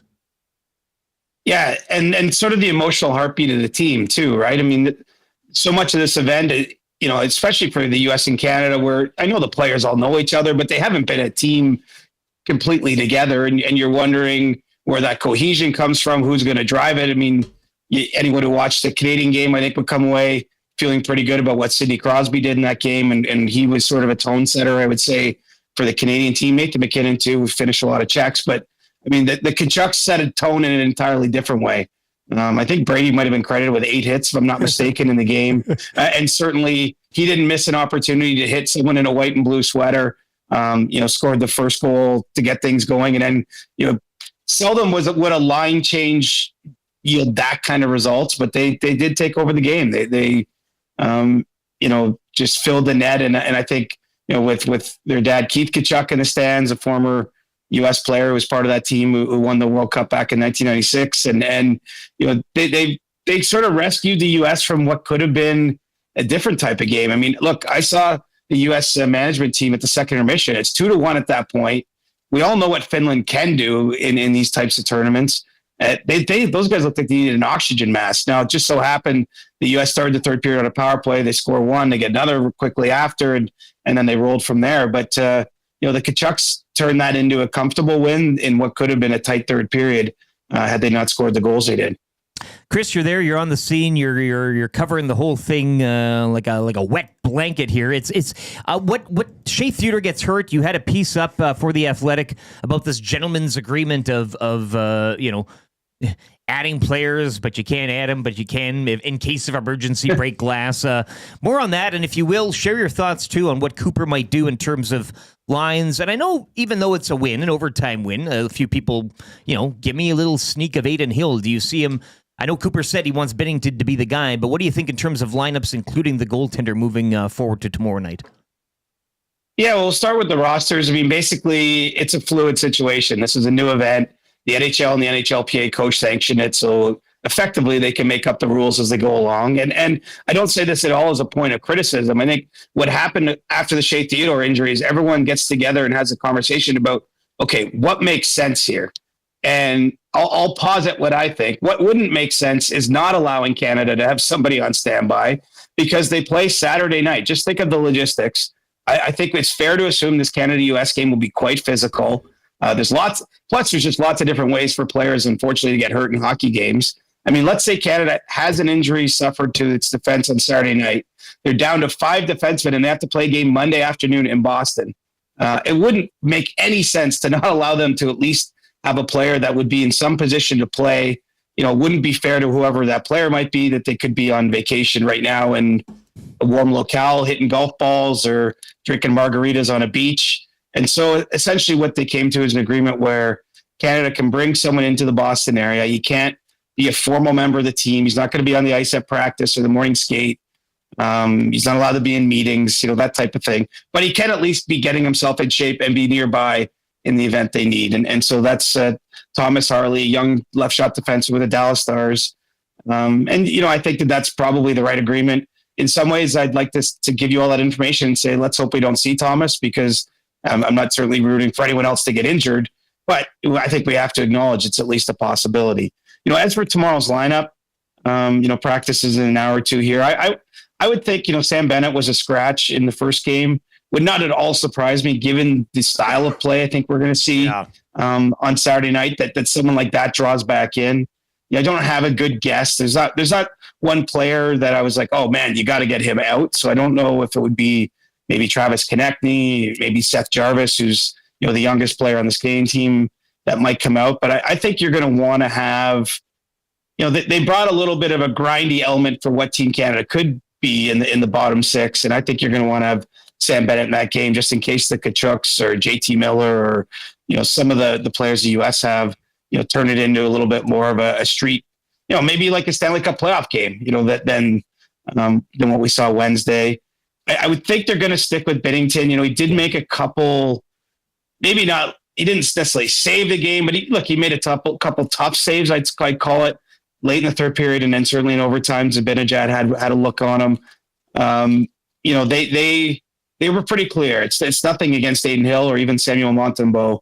They're just going to start with one guy. And the only reason we see anyone else is if there's an injury or if it goes really badly and 5 or 6 pucks or something like that get behind Binnington. So I don't see any changes there. And then, of course, you're going to have Sanheim drawing in for Theodore on the back end. And so, I think John Cooper did say yesterday they're sort of maybe reimagining the lines. Like maybe we see a totally different look now because it's not like anything's set in stone after one game. But I'm fairly confident the top 6 will remain intact because I thought the McKinnon line, the McDavid line did their job the other night. Yeah, it'll be interesting. Like, do you expect Canada? I mean, do they need to play more physical because of the Kachucks, or do they just try to beat them the way when they looked the best they did against Sweden when they were just all flying? You know what I mean? Like, do they have to get sucked into the game against the States to have success against the States? Yeah, it's a fair question. I don't know that they have to go out there to just necessarily try to like set a tone or be, open ice hits. Like, I don't think it's going to be anything spectacular. I do think though, the USD is susceptible to the possibility if Canada can create a forecheck and can be finishing checks that way and make life difficult on them there. I mean, kind of what the way coaches tend to coach in the playoff series, right? I mean, there's this idea, you throw the puck in the corner of the best defenseman on the other team, and you try to wear that player down by punishing him physically in a way that's legal. Like, I do think that will be part of Canada's message. It probably depends who gets the lead. Like in the I'd say the first two periods of the game the other night, Canada did roll four lines pretty well at 5-on-5, and there wasn't much power play time for either team in that game. Once we got to the third period and Sweden came back and it was a tie game, it was basically, McDavid line, McKinnon line, McDavid line, McKinnon line. But, Cooper is going to want to involve his, Brandon Hagel, Cirelli, as I mentioned, I think Bennett gets into the game. I think that those guys will have a role in the early stages of the U.S. game, just trying to, bring the crowd into it even more. And I think, sort of signal that Canada won't back down. So, I don't think there's going to be fights or anything like that, although who knows, maybe I'll be pleasantly surprised if that happens, I'll call it. But I do think that, John Cooper and the coaching staff are going to be preaching getting on the USD, because as skilled as all those guys are, really good puck movers in the NHL, like you got, Adam Fox, McAvoy, Werenski, go down the list. I do think those players could be susceptible to some turnovers, if the game turns a little nasty. Chris, quickly before I let you go, just to move away from Four Nations, get into the rumor mill a little bit. Do you think Braden Shen ends up being moved prior to the deadline? Certainly a possibility. There's a fair amount of discussion around the league. To say whether or not it's going to happen is tough to handicap, mostly just because Braden has a number of years left on his contract. And so it's not a situation where if you're in St. Louis, you're feeling you have to move him 100%. But clearly that organization has started to turn things over. They've already been active a bit this season. They've changed the head coach. And, there's teams like the Vegas Golden Knights, for one, that are interested in seeing if there could be a fit with Braden Shen. So, Shen has a no trade clause. I think, my sense is if it's the right situation, he would waive it from his end. The Blues are obviously listening. And so the question really becomes, can they get some kind of return that makes this something that makes sense right now, or do they revisit it down the road? But, Shen's probably one of the more intriguing names that's truly available now, left on sort of the trade boards, the trade bait list we have at TSN. That could change. There could be other players that join him, but, he's it's a little different than just a rental then, right? If you're making that trade. And I certainly think Vegas is a team to watch with him. Chris, as always, man, we appreciate the time. Enjoy what should be a great day of hockey tomorrow in Montreal. Can't wait. And have a few hot dogs in that press box too. It's a good event all around. Rashad can't eat them all, eh? Yeah, that's right. Save some for Chris. Take the over on Rashad, by the way, for if you're betting in Vegas. Oh, there we go. I will. I probably will be. All right, man. Thanks a lot. There you go. That's Chris Johnston. I've been to the press box in Montreal one time. What was I there for? I must have been in town to do an Alouettes game. Had to have been. I don't think there's another reason for me to be in Montreal. Anyway, I finally got my hands on those hot dogs in Montreal. I have to say, pretty damn good. Pretty damn good. Maybe that is the cool bet hotline of the day for the Rashad. How many hot dogs does Rashad hammer the over? We're going to get to, we'll take a look at this Canada-USA matchup with Cool Bet here in a second. Trev, what would you do with this Canadian lineup? Would you leave Marner with McDavid? I know some people are saying you put, or Eddie the Gambler texted me, said he'd put Bennett with was it him that said that? Somebody said they'd put Bennett with McDavid. Yeah, I'd put Bennett with McDavid's line versus the U.S., play the Hyman role, play with some more physicality on that line. I personally didn't think Marner and McDavid had a lot going together in regulation, and then they weren't really on the ice together in overtime. But, Trev, what would you do with the lineup? And would you stick with Binnington? I think you gotta, it's tough. Like, he showed up in OT. Like he made some big saves, like two grade A saves. I was like, okay, that's nice. But he also let in a few stinkers. I mean, two of the goals were bad goals. Yeah. Like the other one was the cross crease. It was tough. That's tough to save. But he didn't really do anything on it. He sort of just laid down. I don't know. I would go to Aiden Hill. That's just me. But I'm not going to overly criticize him if they stick with Binnington. But what do you think about the rest of the lineup, Trevor? Yeah, like as far Bennett's in. Like, that's no question. He has to be in. You have to counter with some physicality. Just watching the Kachucks do what they did last night, like, it wasn't even close. Like, they were so physical. So you need to have you need to have Bennett in the lineup. That's the first thing. Whether it's Konechny, like, I didn't think he had a really good game. You're not doing too much, though. I don't mind Bennett being on the first line. He's just got to be in the lineup. I think that's really the biggest thing for me, as we've seen. McDavid's played with some players that, are physical and they tend to do well. They just go to the net. You're physical. You look at Patrick Maroon, Zach Hyman, I guess, a little bit too. That is the big thing. Mitch Marner and McDavid, I was quite upset. I was a pro. Marner needs to be on McDavid's line. I said, I'm like, no, these guys, they've got some chemistry. They skate in the offseason, and they did not read off of each other. Not good at all, I thought. So maybe you give it another game. I'd put Reinhart down. I'd put Bennett on the first line. You're not tinkering with it too much, but you got to have a physical line, and Bennett needs to be in. That's the biggest change for me. What would you do with the lines, Rick? You leave them the way they are, or what? No, I completely agree. Yeah, I'd leave them. Thank you. Yeah, Thank you. I was saying you need in the nasty chat a Tom Wilson for Saturday. Obviously you can't anymore, but like that physical presence, you have to counter it because you were saying, or I guess we were saying against Sweden, like Team Canada looked a little small, like they did. They're not like Canada of old, so traditionally they're a physical. Like the U.S. team. Looks like a much more physical team than they're Canada. Fast. You got So I don't know. You need a Tom Wilson in there. Unfortunately, you can't have a Tom Wilson in there, but not much you can do. John over in the Nasty Chat says, please sit Doughty in favor of a D-man who can keep up with the speed. He looks slow versus Sweden. Yeah, but John, they only have 6 D-men now, so they're definitely not sitting Drew Doughty. And hopefully he just gets up to speed a little bit. 780-218-9999, 780-218-9999. Sean Z is saying Brad Marchand with McDavid and Mitch Marner. Guys, too many playmakers on that top line with Marner and McDavid. Hampton Steve says, does Bennett fight a Kachuk brother tomorrow? Wouldn't that be something? Is there any rules on fighting? You fight, you're out? Is that how it works? Or you're okay? It's based on NHL rules, right? This is an NHL. This isn't officially double IHF sanctioned event, I think. Yeah. So I think you can fight. I hope that would be cool. Seen Bennett dropping the gloves. Bennett his teammate fights. Jeez. Oh, that would get everyone going at the fun spiel, eh? We should cancel the fun spiel if we were serious. If we were serious about this tournament, we'd cancel the fun spiel. That's true. I know my focus will be more on this hockey game. Absolutely. I mean, I'm actually not. I mean, I don't think our team's going to be competing for anything of significance. So I'll be probably more focused on hockey. We need a flat screen for every lane. Lane? Or not lane, for every sheet of ice, whatever you want to call it. Pebble? I say we just go on strike, not play.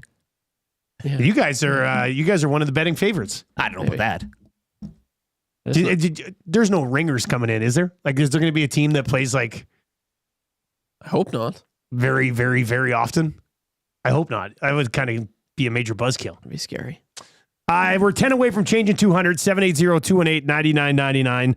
Lots of good text. We're going to get to the Braden Shen thing coming up in the fan zone here at 7:30 this morning. I want to get to this text that came in. Roses are red, violets are blue. Jimmy Butler took a dump on SGA shoes. Ooh.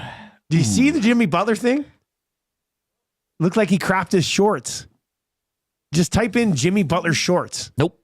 Type in Jimmy Butler shorts right on YouTube. I don't know if it's been explained by anybody, but it looks like he crapped his pants.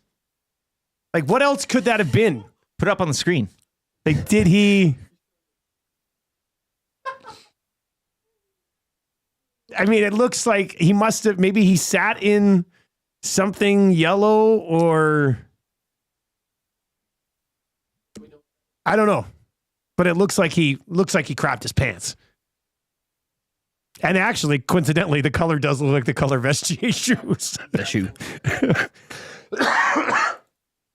You know what? The cough hasn't actually been that bad today. No, it's fine. Happened twice when I laughed. Sounds great. That's your second cough. And that's my second cough, and both of them were from laughs. So you guys need to be less funny. That's the end bottom line, I guess. All right, let's dive into this. Canada and the U.S. Saturday, I you know what? I was excited to go to Boston next week with Coolbet for the Monday games but I am much more excited now after actually seeing this tournament get fired up. If it is a Canada-U.S. final in Boston next Thursday, that'll be one of the best sporting events I've ever been at, I think. Now, I don't get a chance to go to a ton of sporting events as a fan, but I'm very excited to be in the stands. If that is it's going to be a little bit of a buzzkill if it's not Canada and the US, but you hope it is. Canada and the United States. Canada right now is a slight favorite, minus 112. It's basically a flip 'em. Canada's minus 112. The U.S. minus 104. The total in this game is set at 6. Trev, what do you think? You think we're going to get like a 2-1, 3-2 game, Canada and the U.S.? Or I think teams find ways to score. I think it's going to be close. Yeah. It's going to open up a little bit more, though. I think 5-4. It's going to be a one-goal game. It's something like that. 5-4. I think there will be some goals scored in this game. I would probably take the over 6, or what I would do is if we moved it to 5.5 and took the over, it'd be minus 143. So you could take the over and then put it in on with Canada minus 112, the over minus 143, probably get you a decent number. The player point props are not up yet. They hopefully will be up by the time we get to the lock shop today at 11.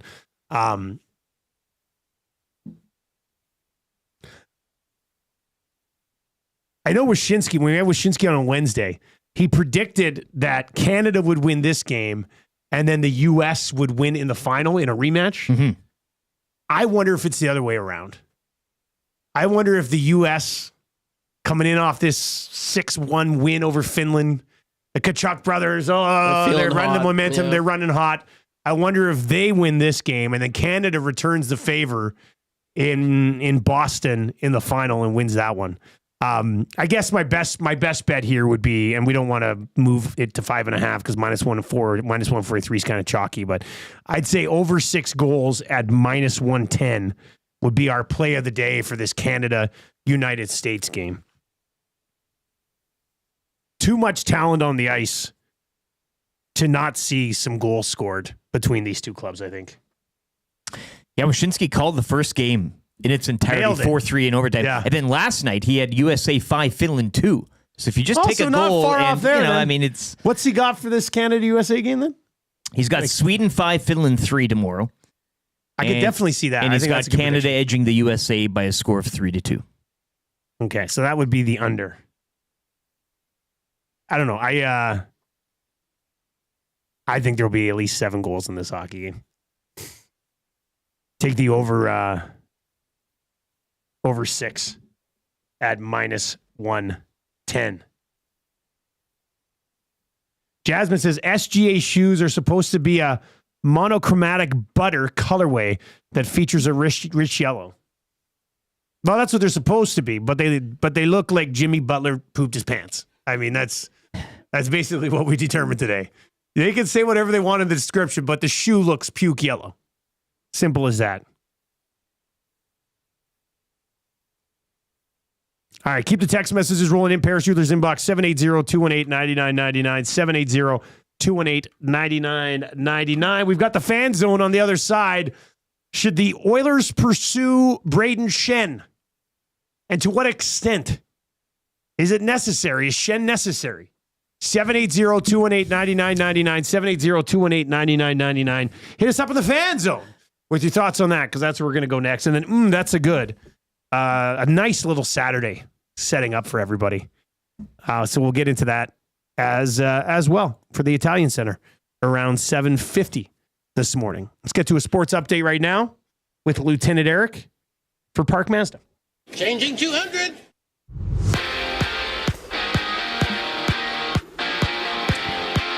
Four Nations face-off continuing last night. It was Matthew and Brady Tkachuk each scoring twice, leading the USA over Finland 6-1.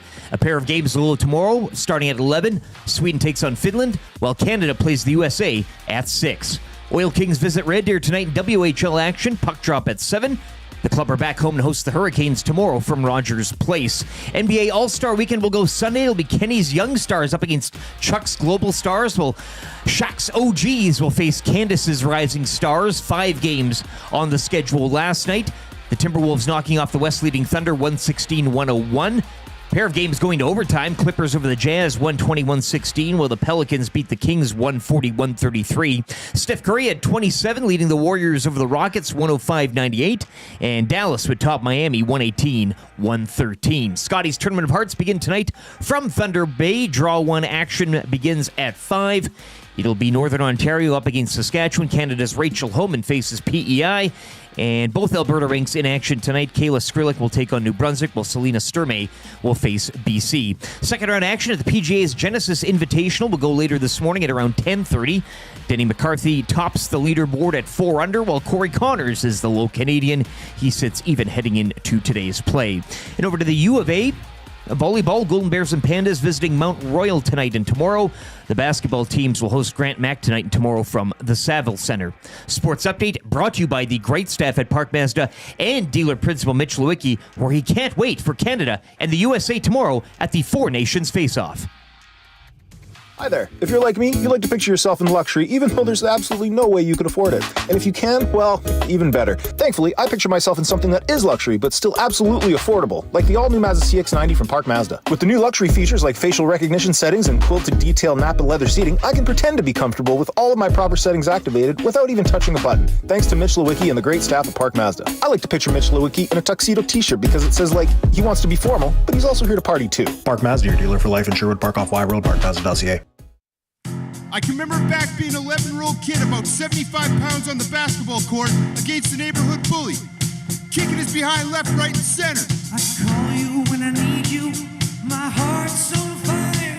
When it was all said and done, he was a little upset, so he punched me in the mouth. You come to me, wild and wild. My uncles were over on the side, observing, talking amongst themselves, adult things. When you come to me, when he punched me in my mouth, I decided I'm running to my uncle. You know what he did? He pushed me back to him. I went back and he punched me in my mouth again. I ran to my uncle, looking for protection. Needed Big Brother to protect me. He pushed me back again. And you know what I did? I faced him in the eyes and I said, my uncle's not going to help me. And I punched him in the face. Then I looked him in the eye and I said, then what? Now what? Now what? Now what are you going to do? you're simply the best. Better than all the rest. Better than anyone. Anyone I ever met. Stuck in your heart. I hang on every word you say. Just about 7:33. Could be an Esty winning track right there from Whale and the Wolf. Kavis Reed, Pump Up Song, as performed by Rymine Lucas and the boys from Whale and the Wolf. It is the Nielson Show. Thank you very much for being here on a Friday. Alley Cat's coming in for Beer of the Week today. I think they're bringing in some 6 o'clock lager for us, which will be a lot of fun. A restock. Our own beer comes walking through that door. That's kind of exciting. So Lachlan from Alley Cat will be by around 8:40 today. We're going to catch up with Jamie Thomas. He's at Four Nations. What did you say he said? This is the greatest hockey event he's ever covered. Been at. Yeah. Wow. 2 games in. Anyway, we'll find out if Jamie Thomas is just exaggerating to be hilarious or if that's a true statement. He'll join us in about an hour's time. We got 3 questions too many, kind of easy trivia still to come as well. We're going to get to that's a good for the Italian Center in a little bit. But before that, we'll dive into the fan zone. You can get in www.southfortchev.com, the presenting sponsor of the Nielsen Show. Drive a little, save a lot. Go see Daniel and his team out at South Fort Chev. They've got a bunch of demo vehicles on, just absolutely ridiculously priced. Not a lot of kilometers on those, but you'll get them at a really good deal. Not a bad idea. www.southfortchev.com. All right, text us anytime, Paris Jewelers inbox. Just a reminder, all you idiots out there, it is Valentine's Day, so make sure you get something special. The last thing you want to do is get home after work today and she's got you a gift and you have nothing. You look like a complete loser. So make sure you... Now, my wife, she says she doesn't need anything on Valentine's Day. So That's nice. No, not when every day is Valentine's Day, right? Well, that's the thing. What's the significance of this day if you treat every day that Well, it's as something Marshall's special? grade 4 teacher said to him, he goes, Valentine's Day is just a commercial holiday, Marshall. I was just like, I Is love that the dude that one guy that what else does he do? He's that teacher that you're talking. he's hilarious. Yeah. He does a bunch of funny stuff. Marshall, Why am I not surprised? This is the with a first guy time like ever him? Marshall's had like a boy teacher, and he just absolutely loves him. He's hilarious. He does a lot of funny stuff in the classroom. Marshall thinks he's an absolute riot. So, we think it's pretty funny. Rob from the Grove says, it's a trap, Dustin. It's not a trap. I had this conversation with her like 4 times yesterday. National Whitecourt says, I don't need anything. Classic wife trap. No, I think she legitimately means it. To the point where if I actually get her something, she might get mad at me. So I think that the safe play here is to just... The greatest gift is to stand pat. Respect her wishes and not get her anything. Yeah. I think that's probably the best way to go about it. All right. Anyway, if you want to chime in on that, 780-218-9999. Jasmine says it's a commercial holiday, but it doesn't hurt to wish them happy Valentine's Day and that you love them or something. Yeah, but I tell my wife every day that I love her. Jasmine is already celebrating last night for her Galentine's, weren't you, Jasmine? Hey, Galentine's. It's see, Jasmine, you too. It's That's always funny. a celebration every day for you, so it really shouldn't mean that much more. Galentine's. That's for and then Palentine's for the boys. Yeah. Makes sense. Palentine's for Atif and his buddies. Dean in Clairview.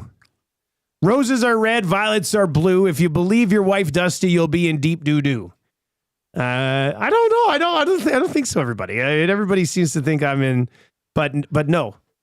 Dex says, I'm supposed to get her flowers, but they need to be on sale. I was at the grocery store yesterday, and I thought maybe I'd get 10 flowers, but then I remembered she hates when I get her flowers on Valentine's Day. She's like, surprise me any other day of the year with flowers. But not on Valentine's Day. Too predictable. So, yeah. Anyway, there will be no Valentine's Day shopping for me today. Maybe a handmade gift. I think. Like whittle a wooden... I probably don't have time to do that, but it would have been a great thought. And usually they say it's the thought that counts, but I didn't have that thought. Build her a chair. Yeah. All right, let's get into the fan zone. For fansfirst.ca, Dave in Section T says, write her a poem, Dusty. Teachers love that stuff. Guys, if you're with someone who says they don't want anything, but actually expects something, run. Yeah, good point. She doesn't want anything. I know it. I know she doesn't. I know she didn't get me anything. So now I just make her feel bad if I got her something. She didn't get me anything. We got each other like a little box of chocolates. That was it. That's all you need. Write her a poem and then burn the edges of the paper to make it look old. Yeah, but I'd probably set the house on fire. Scrolly, wrap it up in a couple of straws. That's a horrible you know? idea. Mac Lemick says, get her flowers tomorrow. She'll never expect it. It's still flowers right around Valentine's Day. It's pretty lame. All right. The fan zone for fansfirst.ca. By fans, for fans, no fees. If you're looking to get into an Oilers game, no better place to do it than the fans first and fan zone. Fansfirst.ca. Come see Braden Shen and the Oilers. Well, Take on that's fill the in question. the blank. Do you think this is necessary? Like I saw, was it, what do they call themselves? The Spit and Chiclet Rumors Boys or something like that. Yes. Anyway, the Rumors Boys, and you did hear Chris Johnston's already say Vegas would probably be, somehow Vegas is interested in every single player that ever becomes available in the history of the game. But apparently Vegas would be interested in Braden Shen. I mean, I have time almost for the Spite acquisition just so Vegas can't get him. Part of me is like, go do that so Vegas doesn't get him. But do you think Braden Shen is an avenue worth going down for the Oil, knowing that it would probably be reasonably significant price tag on this player? Trev? Well, 6.5 AAV. You've got Connor McDavid, Leon Draisaitl, Ryan Nugent-Hopkins, and Adam Henrique. You got 4, solid centers, 2 of the best in the world. I don't think really center is the main focal point come trade deadline. Not to mention it would be a rental. So you'd have to give up quite a bit to get a player to, go for a playoff run. The Oilers are not in the position to get a player like Braden Shen. And nor do I think they should. This is the kind of player that they should try to acquire. So I'd look elsewhere. You know, this in my opinion. You know what it's starting to feel He's old like? enough. Yeah, I mean, he would. Ticks that yeah, box. because how old Cup is he? experience. Yeah, I mean, they're collecting all of the... I almost feel like it's a John Gibson conversation where like, oh, Braden Shen's available, so they have to get him. Yeah. Oh, John Gibson might be available, so they have to get him. Yeah. Like, I don't think if the Oilers had like a bunch of amazing prospects and tons of picks and had all these extra assets, then yeah, maybe. But I think your assets that you do have are probably going to be best invested in improving your defense. Yeah. If you can. Or depth guys. If they didn't have Adam Henrique, if they didn't acquire him last year and say they were just riding Nuge, McDavid, and Draisaitl, then I'd have a lot more time and day. And you could use the assets that you used to acquire Henrique from last year, and that'd be an extra bump. But, I mean, it's too much. It'd be an arm and a leg for a rental. No, he's not rental. He's got multiple years left. That's another. I think that's almost. I mean, that's. But then you'd have to put in quite a bit more. That's the old like. Yeah, I mean, it would be a different price if he was a rental. He would be around for a few years. I think it's at least 2, if not 3 years after this. It's 33. Yeah. So you're looking at 34, 35-year-old Braden Shen here. I like him as a player, but I don't think it's a path that the Oilers necessarily need to go down here. No. And RCN did bring up a Wheat King connection with Vegas and McCrimmon, and I mean that you could, if you gaze into the bowl, you could kind of see that being a reality more so than maybe him landing here. But I think there's another St. Louis Blue that fans would probably zero in more on. Realistically, Colton Parayko. I agree. Yeah, Parayko had some good moments in that last game. Had the one where he iced it when he didn't need to ice it and ended up in the back of the net shortly after. But regardless of his play for Canada, that's the issue. Yeah, I mean, I want scratched. That now there's a lot of term left there with Parayko as well. But it'll be interesting to see what St. Louis does with a few of these guys. Their blue line is very much aged, if you want to put it politely. Smitty the Welder says Shen would be a depth piece. Yeah, but if that's how you're viewing Shen, then that's another reason to not go get him. Yeah, because you can't be bringing in depth pieces that make that much money for that many more years. You can go out and get a much cheaper depth piece if you're viewing him as depth.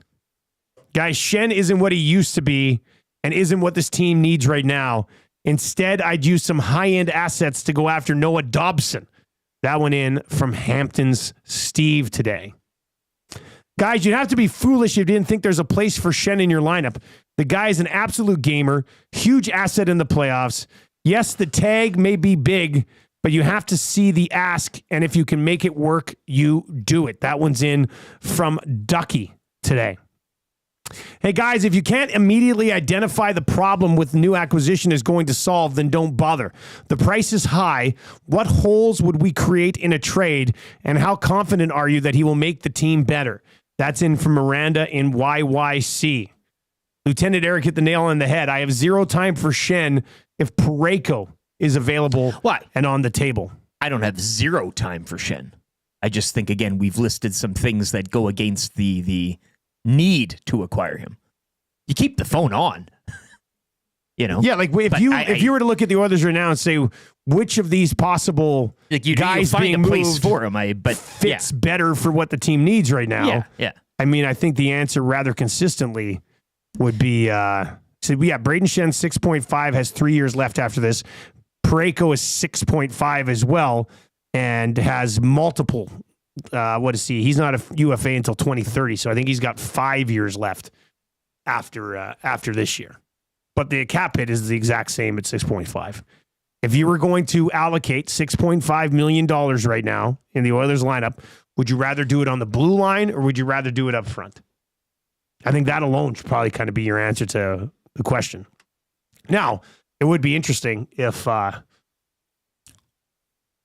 if St. Louis is like, we're not sure what we're going to do here prior to the deadline, and then Vegas overpays to get Braden Shen, and then St. Louis goes, okay, well, then we'll move some of these guys.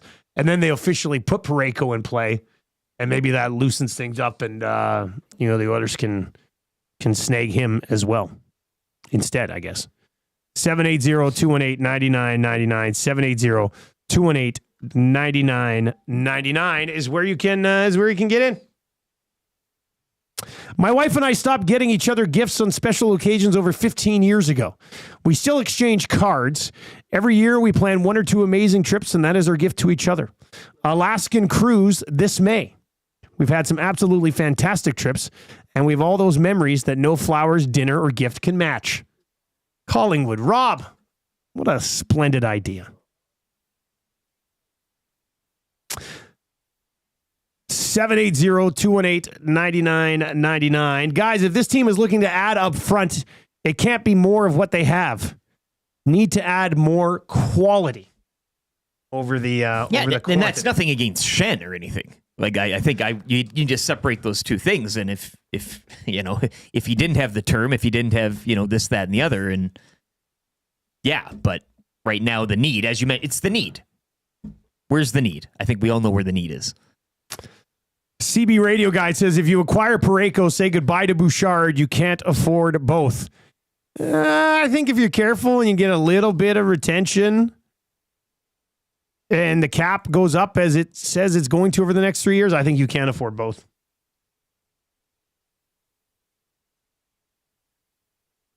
Guys, Donato and McCann are better options for forward and cheaper. No, let's go after neighbors in the offseason with an offer sheet instead of going after Shen. That's it from D-Rock. Nothing like a spite offer sheet. To the Blues. Yeah. That's actually pretty funny. All right, so there you go. Those are our thoughts on Shen. I think pretty much everybody. I mean, Ducky seemed pretty on board with going after him, but I think for the most part, everybody likes him as a player, but not sure that's a journey worth taking right now for the Edmonton Oilers.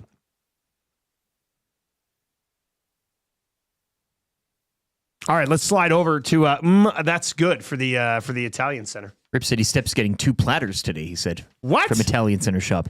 Really? 2 like panino platters or full meat and cheese platters? I think the full nobody meat and knows. cheese. Yeah. Nobody knows because there's so many great options for platters at the Italian Center. Hell, you can even get artichoke hearts in a few of them. Well, that is where we... Hearts. Hey, artichoke hearts. Nothing says you love somebody. Yeah, maybe that's what Tam's got you. Artichoke hearts. Under the tree. Probably not. With that being said, if you are looking for something for Valentine's Day, just a little sweet treat for your loved one, you can get that at the Italian Center. They've got these heart-shaped cookies and heart-shaped other treats. They've got the strawberries, chocolate covered. It's all sexy stuff. Regular cream. Look at this one, the Amore Pizza. It's like almost like it's on a. Let me see this again. This looks terrific. Bananas, strawberries, chocolate, whipped cream. Oh, that's good. Check it out. If you go to, I tell you right now, if you go to the Italian Center and you pick off the strawberries, I say if you just go to their website, I like strawberries actually. Oh, is that really? Yeah, okay. I do. Italiancenter.ca, and just look at their website. You'll be like, okay, I'm going there today. Like that's, if you can make a website delicious, that's what they've done. I mean, it looks terrific. South Side location, West End location, Sherwood Park location, Little Italy location.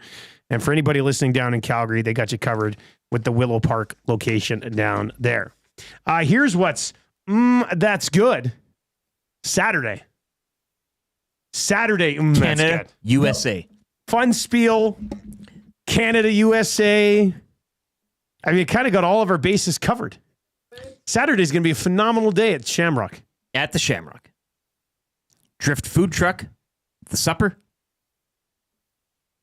That'll be good. Manny told me the full menu.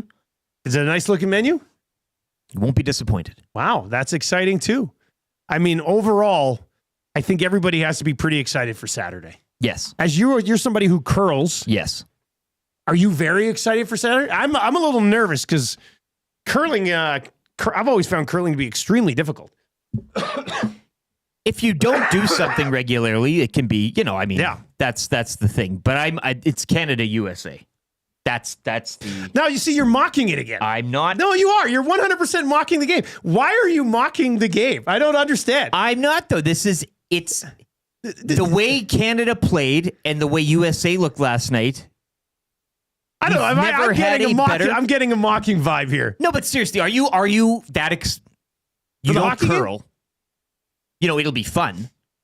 Well, I'm excited for the event. For sports. All of our events end up being an amazing time. They're great. They're good times. Yeah. But I mean, this is a historic one-off from Montreal on a Saturday night.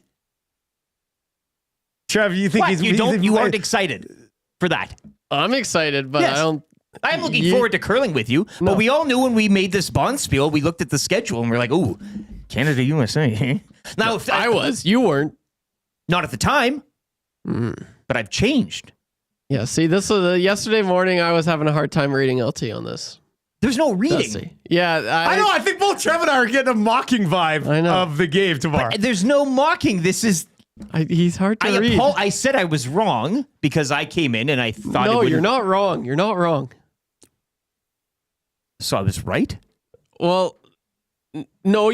All you said was you were curious. Yes. But then my curiosity was wrong, and now this game, both teams 1-0. I mean, this is a huge event. I think dwarfs. So. We're going to be curling. That's fine. There will be people doing other things that day outside from our fun spiel.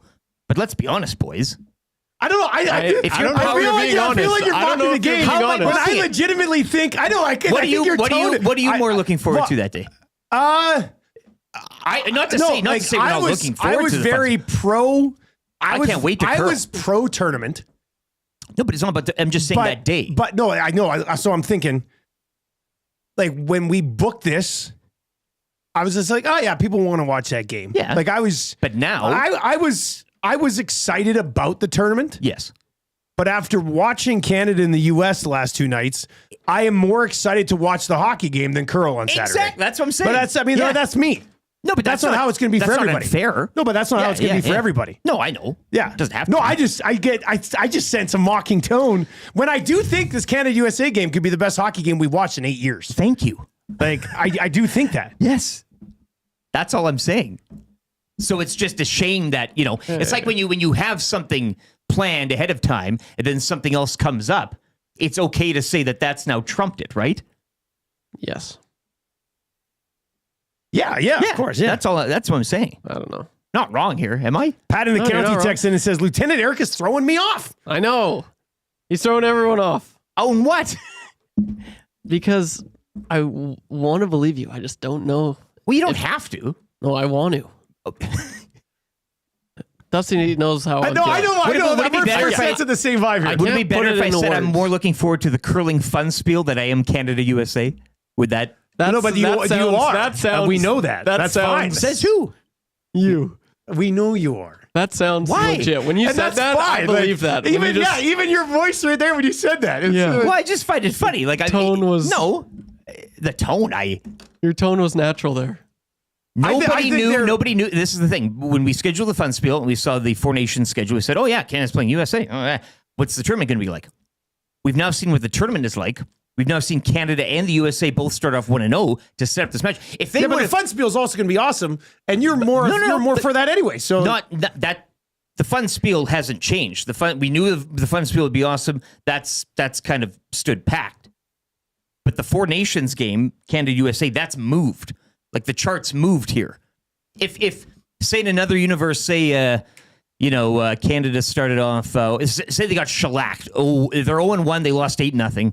The USA just rolled. Maybe, just maybe, you're going into this one being like, oh, Canada doesn't look like they're going to do anything.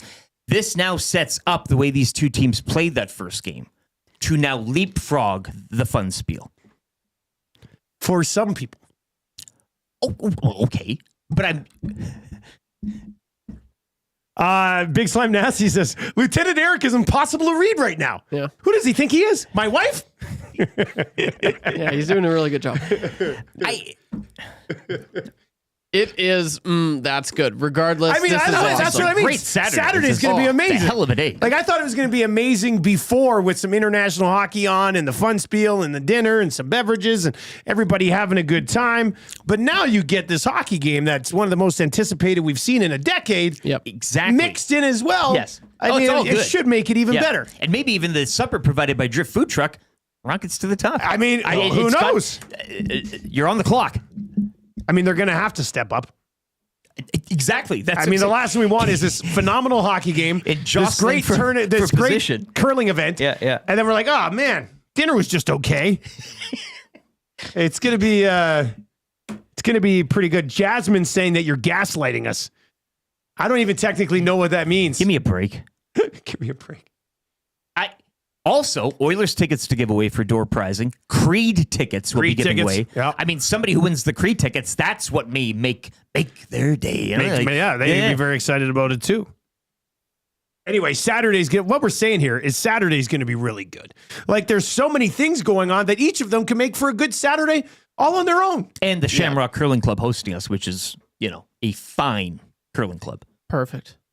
It'll be awesome. I know for me personally, for as long as I can remember, the old man has always said, Trev, one day we're going to curl. Trev, and then that day. God, this is right For back to my- Field of Dreams, buddy. Seriously, like, I'm not even joking. So he called me up. He's pumped.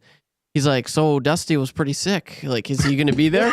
bad Horrible timing for that. Bad timing. Sorry about that, Horrible boss. timing. Yeah, horrible timing for that one. But I'm like, no, he'll be there. And he's like, in LT, we're on his team with his I'll be there wife. too. I'm like, Yeah, yep. yeah. He's like, will Tommy be there? I'm like, Tommy's going to be there. He's like, and Gager? I'm like, Gager's going to be there. Everyone's going to be there. So he is so pumped. And I love international hockey, World Juniors, Olympics, whatever. It all comes from my dad. Are you Like, being sarcastic? No, seriously. It all. He's like, he's like, I'm bringing my Team Canada jersey, and I'm like, perfect. I'm wearing mine as well. So the fact that we get to watch, best on best, Team Canada, let's go. I'm pumped. What is the equivalent? And you're a curling guy, Rick. What's the equivalent of at the end of Field of Dreams, which I watched last night, when he says, "Dad, you want to have a catch?" This is Trev and his dad at curling on Saturday. So what's it? What's he say? Dad, you want to throw a stone? You want to throw a rock? Sure. Yeah. What would Is it that be? what it is? Is that what it would be? Want to throw a rock? Yeah, sure. Dad? Yeah, I wanna yeah. see it. Yeah, Dad, you want to sweep for me? Want to have a sweep? Yeah. Oh God, Sweet. Yeah. I can't wait to see this. It's gonna be beautiful. I'm gonna get a picture with Trev and his dad. Yeah. Yes. Yeah, and then I'm going to send it to my dad and say, why aren't you here? Actually, my parents do curl a little bit. Damn. They should have come up for the fun spiel. They used to curl a little bit. I don't know if they still do. More of your parents at EST sanctioned events. That's all. Just overall, they should be at every single one, guaranteed. A photo booth with them. One of the first times I think I brought Tam home, we went and curled. And it was weird because my parents had just gotten into curling and I wasn't around when they got into curling, so I didn't know they were kind of curling heads or whatever. And it was a little bit of a weird thing because I was just like, I was learning something new about my parents as she was learning something new about my parents at the same time. So it was this unsigned text. I get what you guys are saying. Last June, we planned a work event to travel to Boston to watch a Jays Red Sox game at Fenway. It happened to coincide with Game 7 of Oilers and Panthers. Right. So you're like, so it doesn't mean he hates the Jays and the Red Sox game, right? Like, yeah, you still like it. Yeah, but it takes precedence. It happens in life. Scheduling is tough. Neil chatting over the nasty chat says, Dad, do you want to throw a draw? God. Bumper weight? I'm going to say hard to my dad. Hard, Dad. Hard, Dad. Hard. Oh, I'm going to say to Reed, I said, you hear Trev? He's yelling hard to his dad. Unbelievable. All right, 780-218-9999. Anyway, Saturday, that's good. Rip City Step, tweet us a picture of these trays you're getting today. Sounds really nice. Jealous of you. All right, we need somebody to play Kind of Easy Trivia right now. We've got that gift certificate to Mr. Mike's that can be used at any Mr. Mike's in the world. That's what they hand out in the bags after the Four Nations game. They're getting Mr. Mike's GCs. Use them anywhere. Yeah, I mean, they should. That's a great idea. If you want to play Kind of Easy Trivia today, 780-218-9999. 780-218-9999. Let Trev know that you want to play Kind of Easy Trivia today. One of you just need to get 3 to 5 correct. You win that gift certificate to Mr. Mike's Steakhouse Casual, where you can stake your claim today. All right, on the other side here, 3 questions too many. Kind of easy trivia. Jamie Thomas from the Four Nations. He's going to join us. He said it's the best hockey event he's ever covered. Lachlan from Alley Cat's going to be in studio for Beer of the Week. Margaret Basin Snow Report, the Rap for William Huff. That is a nice third hour on a Friday. Cannot wait for this. If you want to play Kind of Easy Trivia, 780-218-9999. Let's get to a sports update right now for Windsor Plywood Leduc. Matthew and Brady Tkachuk each scored a pair as the USA rolled over Finland 6-1 at the Four Nations last night. Zach Werenski also 3 assists in the American win. A pair of games tomorrow. Sweden take on Finland at 11, while Canada play the USA at 6. Oil Kings visit Red Deer tonight in WHL action. Puck drop at 7. The club are back home to host the Hurricanes tomorrow from Rogers Place. NBA All-Star Weekend will go Sunday. 5 games as the schedule ended last night. It was the Mavs topping the Heat 118-113. Warriors dumped the Rockets 105-98. Pair of games going to overtime. Pelicans over the Kings 140-133, while the Clippers would rally to knock off the Jazz 120-116. West leading Thunder headed into the All-Star break on a losing note as they fall to the shorthanded Timberwolves 116-101. Draw 1 in the Scotties Tournament of Hearts from Thunder Bay tonight. Action gets underway at 5 Mountain. Pair of Alberta rinks will be on the Pebble tonight as Selena Sturmay's rink take on BC, while Kayla Skrillick will play New Brunswick. Canada's Rachel Homan will face PEI, and Northern Ontario takes on Saskatchewan. Second round action at the PGA's Genesis Invitational will go later this morning. At around 10:30, Denny McCarthy tops the leaderboard at 4 under, while Corey Connors, the low Canadian, sitting at even heading into today. Over to UFA Athletics, volleyball, Golden Bears and Pandas, they're on the road visiting Mount Royal tonight and tomorrow, while Golden Bears and Pandas basketball will host Grant Mack tonight and tomorrow from the Saville Center. Sports update brought to you by Windsor Plywood Leduc, locally owned and operated, serving Leduc and the surrounding area since 1993. Doors, flooring, baseboards, and of course, plywood. Go see the knowledgeable staff at Windsor Plywood Leduc.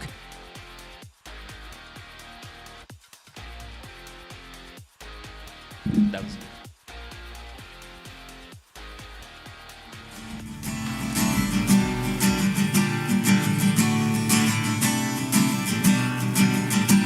He's just a forward named Matt who plays for the Flames. A punk or a coward, a few of his names. He likes shooting and scoring and hits in the back.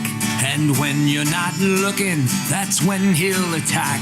He runs with his gloves, they're glued on his hands. Now it's pretty clear he's hated by fans. Sometimes that just ain't enough to keep a rat like him interested. Oh no, no way. No, he's got to go out and take runs at someone else's expense. Oh yeah, yeah, yeah, yeah, yeah, yeah. He makes dirty hits we don't want in the game, then covers up his head and hides in shame. He's a turtle. He's a turtle. He's a turtle. He's a turtle. For your back and then leaves his feet, while George and the league are saying, hey, that's sure neat. He's a turtle. He's a turtle. He's a turtle. He's a turtle. He's a turtle. He's a turtle. He ducks and he runs to much safer spaces, while players with a sack are getting punched in their faces. He's a turtle. He's a turtle. He's a turtle. He's a turtle. He's a turtle. He's a turtle. Maybe we shouldn't be singing this song with Dowdy and Cassian singing along. Maybe he'll find and prove us all wrong. Nah, he's a turtle. He's a turtle. 8:04 on the Nielson Show, kicking off another day here on Edmonton Sports Talk. The hangout from 9 to 11 on Valentine's Day. Who better to take advice from than Matthew Iwanek? Well, and Jasmine. And Tommy? He should probably be around, hey? And Paul Sir. Paul Sir getting sucked in to a Valentine's Day hangout is one of my highlights of the year. Can't miss. I mean, that's going to be absolutely This could be an Esky show, yeah. That's going to be terrific. Yeah. That's going to be really fun, actually. We're opening the lines. The Lock Shop from 11 until noon today. The Oil Stream from 12 until 1. EST afternoons from 1 until 3. And then, of course, the Reed Wilkins Show from 3 until 6 today here on TuneIn, on iHeart, at EdmontonSportsTalk.com, and, of course, all day over on YouTube as well. Matthew Kachuk, of course, sliding into the nasty chat. That's my song. Thanks, Hippie in the Coffer. And then the Brad Marchand. So you think this is one guy that just has all these fake player accounts and just goes back and forth? Because Brad Marchand in there as well. And I haven't been coughing that much today. It's kind of funny. Coughed a couple of times. I do like me being referred to your as hair. a hippie. I mean, That's you're all over the place. That's a good one, actually. Yeah, that's a lot of fun. All right, here's hour number 3. We're going to play kind of easy trivia. We got 3 questions too many that we're going to get to. Jamie Thomas is going to join us from Montreal, where he's covering the 4 nations. Lachlan from Alleycat, he's already here. He's an eager beaver. Oh yeah. We're going to have him on around 8:40 this morning. Marmot Bates, the So Report, and the wrap for William Huff. All still to come. Sarah over in the Nasty Chat says, haha, Matthew's Valentine's Day advice. It'll really be a good, there's a good mix of people here on the Valentine's Day thing today. Look, I'm not going to say anymore. Yeah, no, I know. But keep your shots at Maddie in the holster. Yeah. Not undeserved. Undeserved. There are a lot of other people here that should take shots besides Maddie. I'll just say that. All right, let's get to kind of easy trivia for Mr. Mike's. Lieutenant Eric, who's playing kind of easy trivia today? I don't know. Trev would know, though. Oh, did I say Lieutenant Eric? Trev, who's playing kind of easy trivia He's today? having problems. Somebody wasn't picking up there. What's going on over there? I thought bad line. Nope, he says 1 sec. He's working on it still. But it is funny getting back to the hangout and looking at, I mean, if you legitimately need love advice, Maddie, Jasmine, Tommy, and Paul Sir basically can cover every single angle that you're looking at. It's a good point. All right, kind of easy trivia is brought to you by Mr. Mike's. Are you ready to stake your claim? Head to Mr. Mike's for a 2-course steak dinner for just $39.99. Start with an Emperor's Caesar salad or a rustic onion soup, and then enjoy the tender 7-ounce sirloin steak with beep, beep, boop, beep, beep, boop, Bernaise butter, garlic mashed potatoes loaded with savory toppings. Mr. Mike's, eat locally, enjoy casually. Trevor, you still trying to grab somebody? It's weird. He couldn't hear me. What? I was like, hey. He was like, hello. Speak up. So did you call him back? Was it? I called him again, and now I'm going to try it with my phone. Okay. One sec. Okay. All right. So Trev, look at Trev going that extra mile. Amazing. Right? To get things accomplished. So that's great. 3 questions are going to be a good one today as well.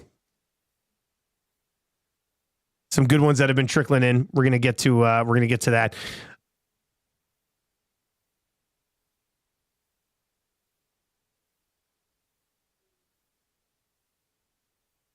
Yeah, lots of good messages. People are excited for the hangout. I'm excited for the hangout. As you should be. This is going to be great. I have 2 meetings scheduled today. I have a cool bet call we're doing about this trip to Boston next week. Yeah. And then Graham's coming in from Kid Sport.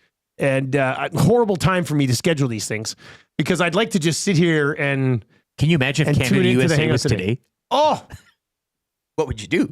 I mean, if that game was at 9 o'clock this morning, I would totally not know what to do. I also should mention, if you are looking for advice for the hangout today, our Instagram account, Edmonton Sports Talk, we've created one of those stories where you just type in what you want asked, and they'll get to it. And it's all anonymous. Oh, it's all anonymous. Which is really going to open up the, yeah. Okay. All right. So we'll find out. Maybe D. Nielsen 81 gets in there. And once again, Paul Sir on the hangout today wanted to come in and talk about SGA shoes and Jimmy Butler pooping his pants, but instead he's going to get this. All right, Trev. Sounded like you figured it out. No? Maybe it's the other guy's phone, buddy. We might have to pick somebody else. Yeah, pick a... Oh. Big Uke says, Matt's advice will be for the hours from 1 to 7. Jazz from 7 until midnight. Tommy from 1 a.m. when he sneaks out in the morning. I don't mind that play, Big Uke. That's a good... Who's the poor sucker that has to spend Valentine's night with Tommy, right? Or morning. Even if they just met today, Tommy would still be walking away by, what, June? Is that the 3 months? You're hammering March, the over April, here. Sorry, May. You're hammering the over. March, Yeah. April, May. Sorry, May. Yeah. Yeah, May. Valentine's Day. Guys, as a recently separated gentleman, I invited my ex over, bought some fancy gin and beer, made homemade heart-shaped pizzas. Probably not the smartest thing. And that comes in from somebody texting in as Huffy the Clown. I want to say thank you as well. Curtis brought in the BP's heart-shaped pizzas I yesterday. saw those. Yeah, I was kind of sad I wasn't in for those. Delicious. Yeah. Yeah, they probably taste just like regular delicious BP's pizza, but they look like hearts. It's a heart. It was beautiful. Yeah. They taste amazing. I think we might be ordering in some of those for the Nielson family tonight. Good play. Yeah. Nice. All right, who do we have, Trev? Yeah, we got Vaughn. All right, Vaughn is going to play today. Needs to get 3 out of 5 to win Kind of Easy Trivia today and a chance to stake his claim at Mr. Mike's. Vaughn, you ready to go? Sure. All right, Trev will start the ticker. This is not going to go. Sounds Here ready we to go. me. I'll start Trev will start the ticker after I read the first question. Which team won the Four Nations game last night? U.S. How many Kachuk brothers play on Team USA? 2. Who does Canada play tomorrow? U.S. What sport does Anthony Edwards play? Basketball. What sport will be being played at the Fun Spiel tomorrow? Curling. That's right. He got it.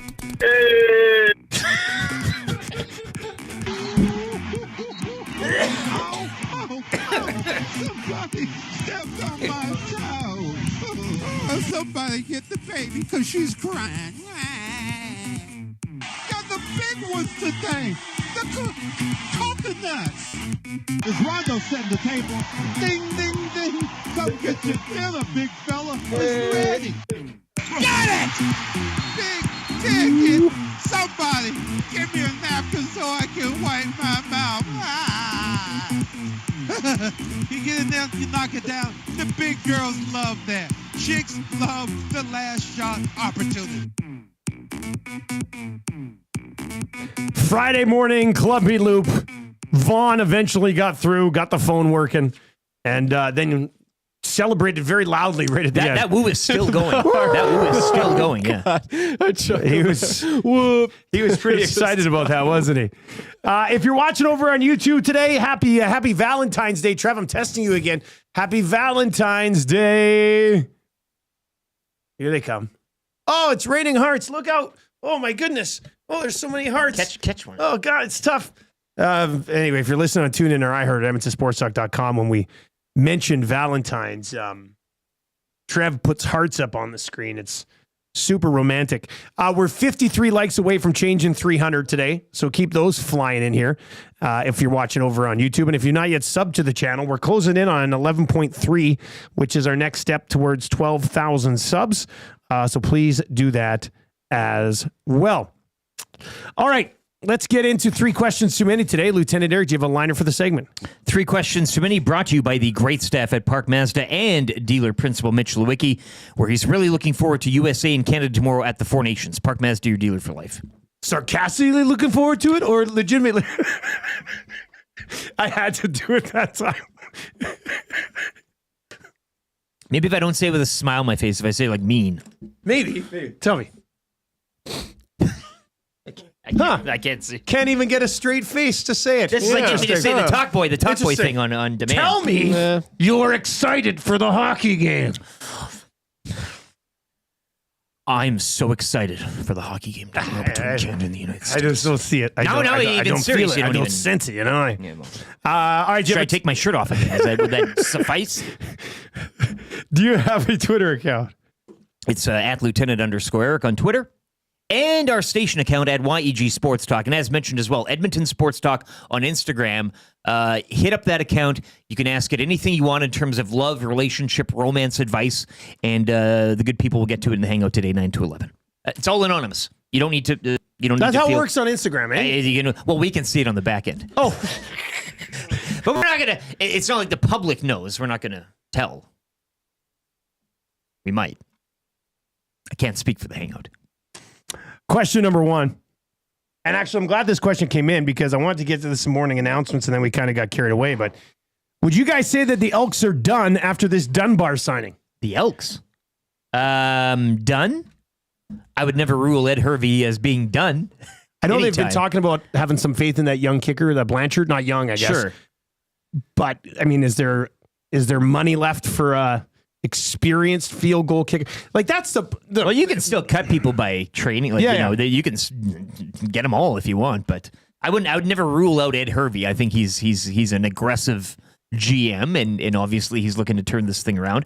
I think done in terms of the receiving group, and I think you astutely pointed out on X last night as well that Dunbar now coming back with the group they have. We were looking at the receiving corps saying, well, they need one more veteran. You could probably mix something in there, and maybe Dunbar would be that answer. So I think he perhaps completes that group and maybe elevates himself in his role in the receiving corps. So probably for receivers, maybe. But Dunn, I think you can always. I think it's a little scary to go into a season that's so important. Every season is important for every team in the league. And in a 9-team league, there's always, you can easily turn things around. But I think it's a little risky to go into the season without an experienced field goal kicker. So I don't think they're done yet. I think something will pop up on that front. But Dunbar is interesting because when he came here last time, I thought he flew under the radar a little bit. Had a 1,000-yard season last year with the Ticats. Even though they had Tim White, Dunbar's a guy who can get the job done. The interesting thing about last time he came here is that, remember, they were bringing everybody in. They brought in Dunbar and we're like, oh, there you go. That's going to be their top receiver. And then Geno Lewis circled back around to them and was like, okay, I'll sign with you guys now. And they're like, oh, crap. We've got Dunbar that we're paying a pretty good chunk to. And now Geno's coming in for the $300K. And they kind of overpaid the entire position. And then because of Geno's presence here, I don't think they ever used Dunbar properly.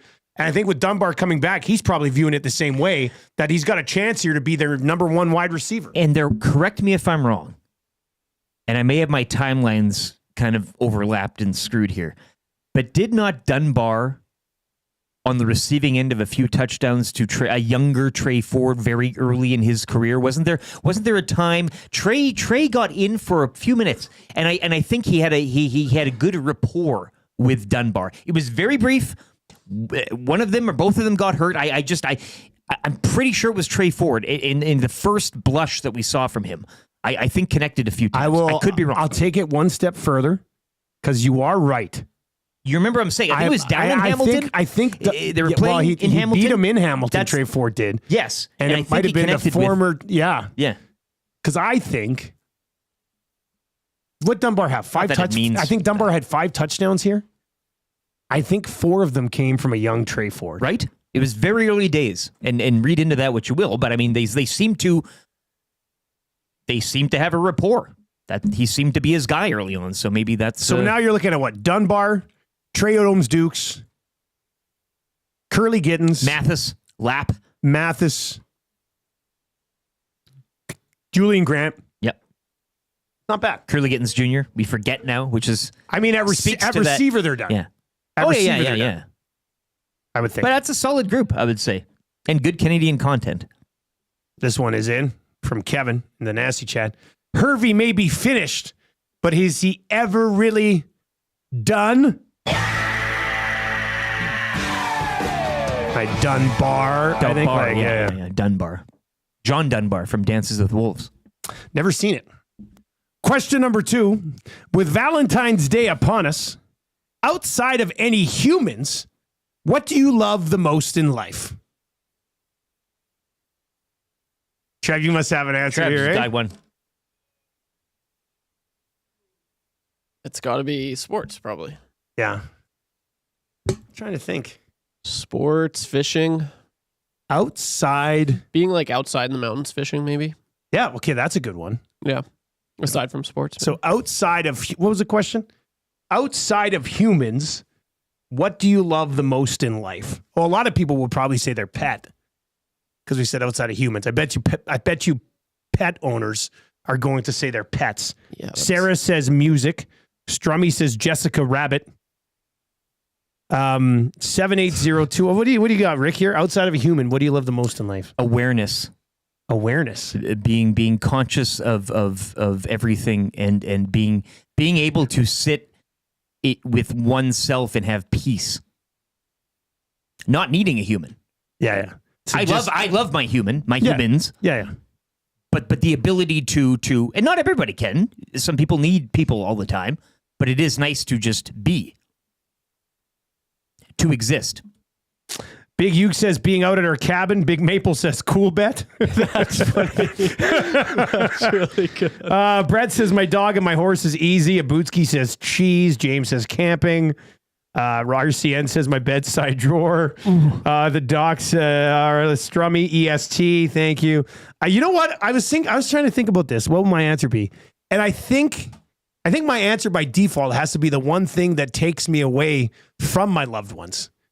And that would be play-by-play. Doing live play-by-play from the moment the puck drops or the ball gets kicked off. I absolutely love it. And if I didn't love it as much as I love it, I wouldn't leave my family every single weekend in the bloody summer. Or not summer, but for like half the year. Well, so it has so to the be answer is play-by-play. money. Well, no, I mean, we do money. Everything. Yeah. You wouldn't be going and doing this and No, missing but I your mean, family I called Golden Bears hockey games and took a loss for 8 years. But that's driving to Drake. But you're not going to old Montreal. They would pay me, but I'd never submit the invoices, and then I'd get parking tickets at U of A, and I'd lose money doing Golden Bears hockey games. You should write them back and get a retroactive. I should actually. Excuse me, I've done the numbers. That's the only thing. It's the only thing that takes me away from my family. It has to be the other thing that I love the most.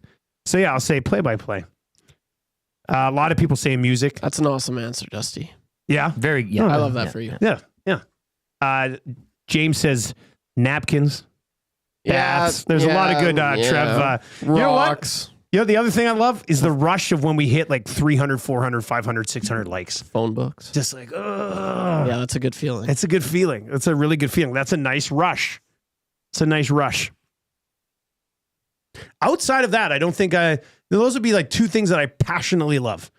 Family members and calling games. I can't think of anything else that I like a lot of things, but I don't know if anything I truly would sacrifice stuff for.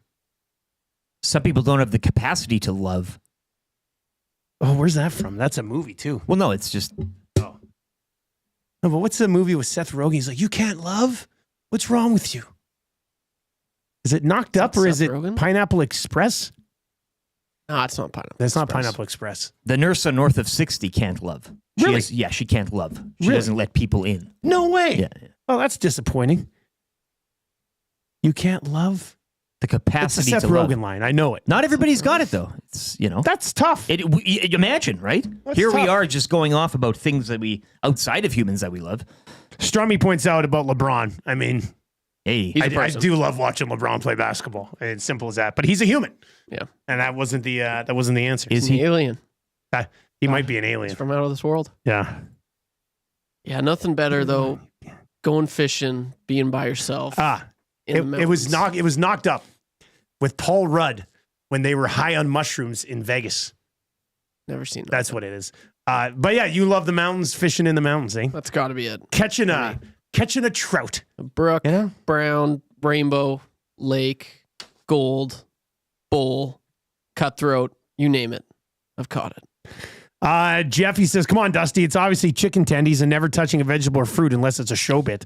It's not true. I eat grapes at home. I'll eat carrots. You said you love strawberries If broccoli earlier. is steamed, I'll eat that. I love corn niblets and creamed corn. Come on. And obviously the chicken tendies, the best ones. I know it's a bit, but I do love the chicken tendies at Elephant and Castle in Winnipeg. All right, question number 3. Guys, it's the 50th anniversary of Saturday Night Live this weekend. What is your all-time favorite Saturday Night Live skit?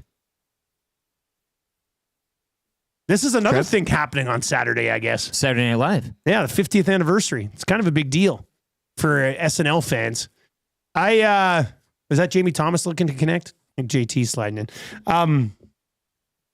I got a few. Do you watch SNL much anymore? No, I never did. Never, ever? No. I went through some good SNL phases. I haven't watched much this season. Dabbled in it a bit last couple seasons. If you want to talk kids in the hall. You were kids in the hall guy. Tons of time for that. We did an SNL draft. There's some controversy. Was that the last one Iwanek ever oversaw? Was the SNL draft the end of Matthew Iwanek's commish? Trying to remember. I think it was. Man,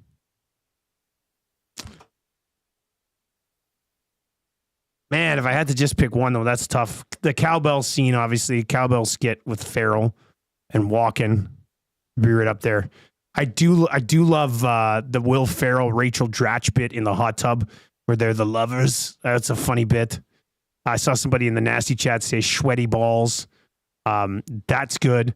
Lucas says, I believe it's airing on Sunday. Wait, they're doing the 50th anniversary of Saturday Night Live on a Sunday? How ironic. It's not. I thought maybe there was like a documentary on Sunday, but they're doing the whole thing on Sunday? Strange. Rob from the Grove says Hans and Franz, Celebrity Jeopardy. Brian Fellows, Safari Planet. Yeah, that's a great one too. Astronaut Jones was a great bit with Tracy Morgan. And there is many of them. I hope they do it right. I'll probably check out this 50th anniversary show for sure. So, yeah, man, there's a lot of good ones there. You guys were fortunate with the golden years of SNL. Like it's not even close to the same. No, yeah. I mean, this era doesn't even compare to like Hader and Wig. Yeah. And that group. It's like decreased. And I am declined. I am done with the Weekend Update now, Jost and Shay. Like they've had a long run on there. It was funny. Are you squishing my head right now? I crush in your head. Oh, weird. What are you doing? Is that an SNL bit? No. Oh. Kids in the Hall. Is it? Oh, okay. I never saw Kids in the Hall ever. Like not even one episode. Yeah. But I'm done. They need fresh blood on Weekend Update. I mean, I can only listen to the same Trump jokes so many times. And I think a lot of them are funny, but my God. Lay off that guy. Gus Chiggins, the old prospector. That's it from Deskra. Harry Carey. I mean, Farrell would be my SNL goat, but there's been a lot of guys who were awesome in there. Hader was terrific. Jeopardy was Sean Connery. Connery and McDonald. And like there's Kate McKinnon abducted by aliens. Those are hilarious bits. Would she do that 3 times? Was there 3 of those? I think there might have been 3 of those. Anything with Farley. Yeah. They've had a lot of good stuff over the years. I'll take your word for it. Yeah. I'm surprised you never watched it once, eh? Like, well, you my pen. No. That's from Kids in the Hall too? I didn't know they did hilarious pen jokes. That's my bad. How long a run did they have? A long time. That the guy that did the Saturday Night Live was what was his name? The producer there, the Canadian Lorne Michaels. Yeah. Like that's what I'm saying. If you like Saturday Night Live, oh boy, what did he do with Kids in the Hall? He did it. Oh really? Was that when he went away from SNL for a bit? Yeah, it was like he's a brilliant man. I guess I need to dive into this a little bit more. And Dances with Wolves. I should watch that at some point. It's got Costner. I know it's got Costner. All right, Jamie Thomas is coming up on the other side. We got Beer of the Week with Alley Cat. That's still to come. Marmot Basin Snow Report, the wrap for William Huff. Let's get to a sports update right now with Lieutenant Eric and Jamie Thomas from the Four Nations. Maybe the greatest few days of Jamie's life. We'll find out more about that coming up here in less than 2 minutes.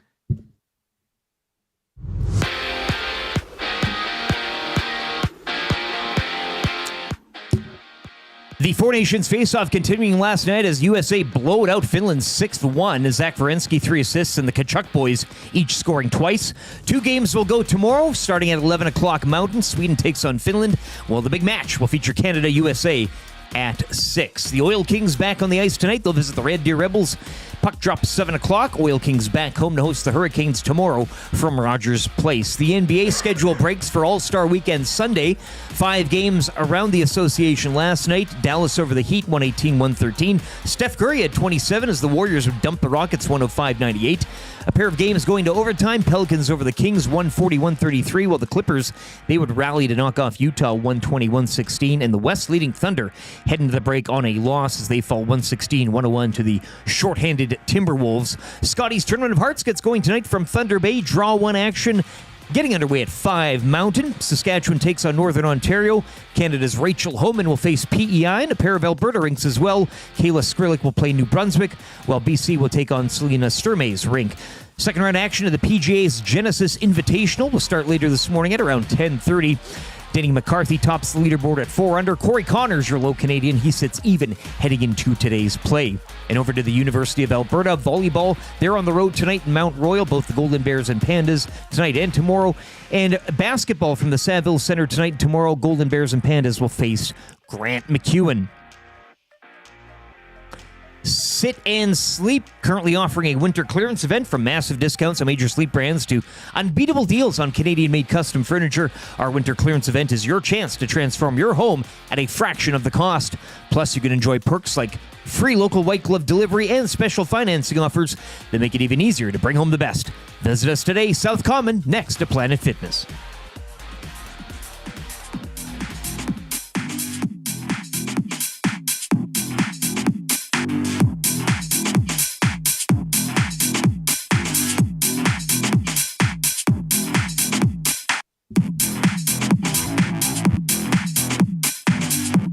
.31 on the Nielson Show. Thank you very much for being here today. If you're watching over on YouTube, 25 away from changing 300. Let's do that. Hammer the thumbs up for us over there. And if you've not yet subbed to the channel, please do as well. It's Dusty. It's Lieutenant Eric. It is YouTube Trev. We're going to have Lachlan from Alley Cat join us in studio here in about 10 minutes. Marmot Basin Snow Report still to come, and the wrap for William Huff. Right now, though, look at this guy. Jamie Thomas. The lanyard, the official lanyard. Is that a Four Nations lanyard? There you go. Oh, my God. Look at this. Jamie Thomas, how are you, sir? It's my backstage pass. Backstage pass. So can you go everywhere, or are the really important places you can't go? What level clearance is that? Yeah. Well, obviously, I have a lot of clearance because I'm on a soccer pitch right now, so I can get anywhere. I have like a Montreal Canadiens practice facility in Brossard, Quebec, as we wait for the Canadians to get on the ice to find out exactly what the defense pairings are going to be without Shea Theodore. Well, Eric was telling, what was this, the tweet or whatever you saw, but you were saying this is greatest night of my life. Thing you've ever done. Greatest night of my life. Okay. Yeah. And outside of course, getting married and having kids, stuff like that. All that mundane stuff. Going to the relatives, all that stuff, Christmas. But from a professional's perspective, just when Mario Lemieux walked on the ice, guys, never saw that coming. That did look awesome, man. It was... When they said a record 11 goals at the Canada Cup, I was like 16 again. So it was something else. And just like when Sidney Crosby, the love for Sidney Crosby is incredible here. And we've been waiting so long for best on best that I got caught up in the hype 100%. And the game delivered itself. Not the United States, Finland, mind you, but for Sidney Crosby to get 3 assists, working at less than 100%, it was something else. And then talking with Josh Morrissey, Josh Morrissey literally said, Sidney Crosby is an absolute legend. And it's funny how, Nate McKinnon's joking about how everybody's a bunch of fans inside the dressing room of Sidney Crosby. So the love here is tremendous for one of the greatest players ever. You are when Mario walked out, that was the moment I knew I was in for this tournament no matter what. It was just, man, it would have been nice to have been there. It was just, you're right. When they said 11 goals, I was like, it's Mario. They're bringing it because you just don't see him around much anymore. It was awesome. I was talking to a couple of French reporters here, and they said he's never around. He avoids the media at all costs. He didn't talk to the media at all, but he's beyond legend. That's Gretzky is as great as the best. He's on his own, but Mario is a close second. And it was just to see him out there and the people of, the noise inside the Bell Center was just phenomenal. And then for the world's greatest power play to score in 11 seconds, it was just gross, right? You're just watching. I'm like, we've all been waiting for this to happen. And to me, it's one of the biggest crimes in the world that Connor McDavid has never played for Canada since he's been an Edmonton Oiler. That's disgusting.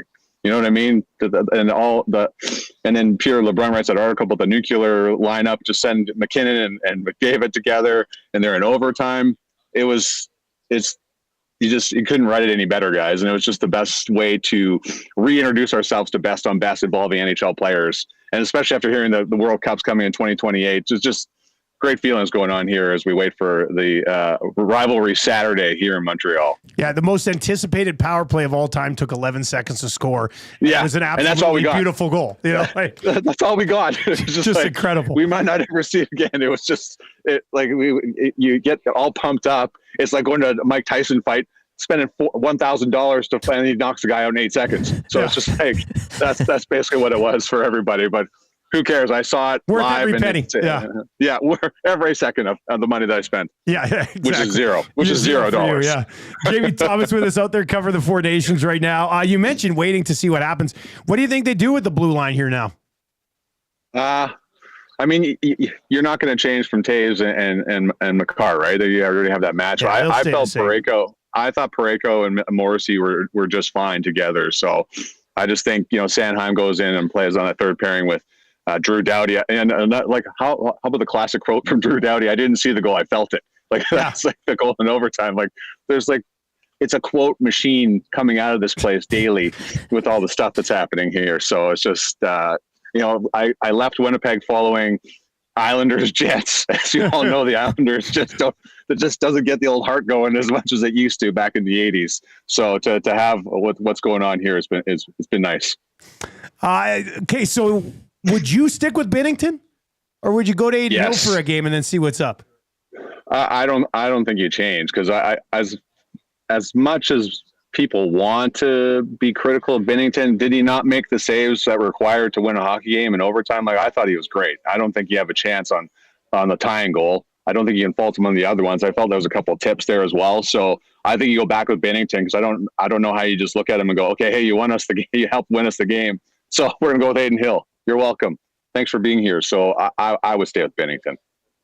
Jamie, I did take a snap of that QR code, so I'll see you out there tomorrow, and maybe we can hit some places I'm not supposed to go. What do you think Coop and the staff do with that lineup after seeing the Americans last night? How do you ponder, or how do you figure they'll go about dressing a group to take on the States?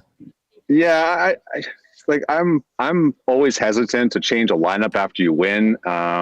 I don't know, like, you can alter too many things. You look at the lineup and the Lions of Canada rolls out. That's another thing that Morrissey said the other day, is like, you don't have a lot of time to have a wow moment when you step on the ice, because everything's happening so fast. But when you walk into the dressing room and you look at the roster and the lines and the D pairings, you kind of catch yourself. I don't change much. There's not a lot that Canada did wrong in their first game where you're like, oh, they better alter this or they better alter that. All I know is the intent. Anyone that thought that the intensity level at this tournament was going to be second rate, they haven't been paying attention. So as emotional as that game was against Sweden, it's going to go to another level against the United States, especially with the passion inside the building and the booing of the Americans. It is going to be relentless on Saturday, and I don't think you make any changes to the lineup. I liked a lot of things of what Canada did on Wednesday night. Jamie Thomas with us, covers the Jets on a regular basis. What could this tournament do for Connor Hellebuck? I know the last few years in the playoffs, people have looked at it and gone, but I mean, there's some big stage games here. The one goal that got by him last night was a weird one, but yeah, what could this do for him, do you think? So I think he's finally getting the recognition he deserves just to be in the conversation for the Hart Trophy, right? And that's a step in the right direction. But you saw last night, he lets in that goal, and right away they're going to his failures in the Stanley Cup playoffs, which is a team game. His numbers aren't great, but I'm not defending him, but a lot of the goals that were given up last year in the playoffs against Colorado was a breakdown in the system by the Jets. Their defensive structure went away entirely in that series. So this is an event where he has, if they win this tournament, then he'll get some more respect, but I think it's going to get him the recognition as the best goaltender in the world, because he's been phenomenal this year. He leads all stat categories. There's not really close, just given the Vezina Trophy right now. And it's a constant conversation where you're asking players in the Jets dressing room a different way to tell us how great he is. Like they're running out of ways, the same way we run out of ways to describe how great Connor McDavid is. Although he always comes up with something else. But Hellebuck has been so good this year and so steady that it's almost like not even a conversation. The players even say, we take him for granted. So I think this is what this does is get other people around the league, including players that were playing with him this year on the States. I think it'll just take it to another level. And I think for him, it'll get him to another confidence level that he already, like, I think he's as high as it can get right now. But if he wins this tournament for the States, prepares him for the Olympics, and including the fact that he hasn't played for the United States in 7 years, I just think it'll be great for him, and also the recognition that he deserves so richly for how great he's been for the last few years. Before I let you go, what does McKinnon have to do against the U.S. so Oilers fans aren't mad at him for not passing to McDavid in overtime? I can't believe that's a thing. Hey, it's just, oh man, people in this market, like my Twitter was just insane. Heard. People were just furious. I was talking to Hustler the other day, yesterday, and he said people in Edmonton are mad. Yeah. Listen, how many times did McDavid not say earlier this week about there might be some overpassing going on? Yeah. So McKinnon took it to heart. Like, we always hear about this, you shoot first mentality, and you always hear it on the power play shoot. Nathan McKinnon shoots the puck. That's all there is to it. So hopefully Oiler fans can find it in their hearts to forgive him for his transgressions. You know what I mean? I said a prayer for him the other day. I felt bad for him, for sinning against the Oiler Nation. Yeah. So I hope that people can find it in their hearts, because it's Valentine's Day. Dig into your hearts and forgive. That's in this weekend. Please forgive Nate McKinnon, because he's a good kid. He's a good person. Are you going to Boston too? Yes. Well, Huss and I are coming to Boston on Monday, so we will see you. We will see you. I will fire you a text. Yes. See, this job just keeps getting better and better. Like, I hope the Islanders, Jets, throw it out the window. Best I'm 2 ready weeks for this. of your life, Jamie Thomas. I can't wait to be a part of it. It's going to be terrific. We are going to drive in a South Fork Chevrolet vehicle. We're going to get some Popeyes, Louisiana Kitchen Studios chicken. You got it. And then we're going to do some betting on Cool Bet. Yes, we are. Now. Wow. That sounds about right. All right. And then I'm going to get some Pro-Am Sports, something from Pro-Am Sports. You're going to get all I of need it. some new skates. You're going to get it all. Good stuff, man. I will see you in Boston next week. Thanks for the time. All right. Lieutenant Eric, how come you're not coming, brother? No, I got the QR code. I'll be there. He'll put me in the. Okay. It's all good. Okay. I'll give you my backstage pass. Yeah. There you go. There you go. That's we look the same. We look the same. Just shave that beard, cut the hair. We're the same person. Same guy. Exact same guy. There you go. That's Jamie Thomas. Thanks, buddy. Jamie Thomas from Jets TV. He's totally. You know what I view him as at the Four Nations. Wayne and Garth, when they went back to see Alice Cooper, and he's got his pass, and Jamie's like, is this cool? Can I be here? Can I talk to these guys? This is great. Going with us is one thing, but you throw old JT in the mix. Oh, yeah. The three of you, that's what a trio. Terrific. That's going to be terrific.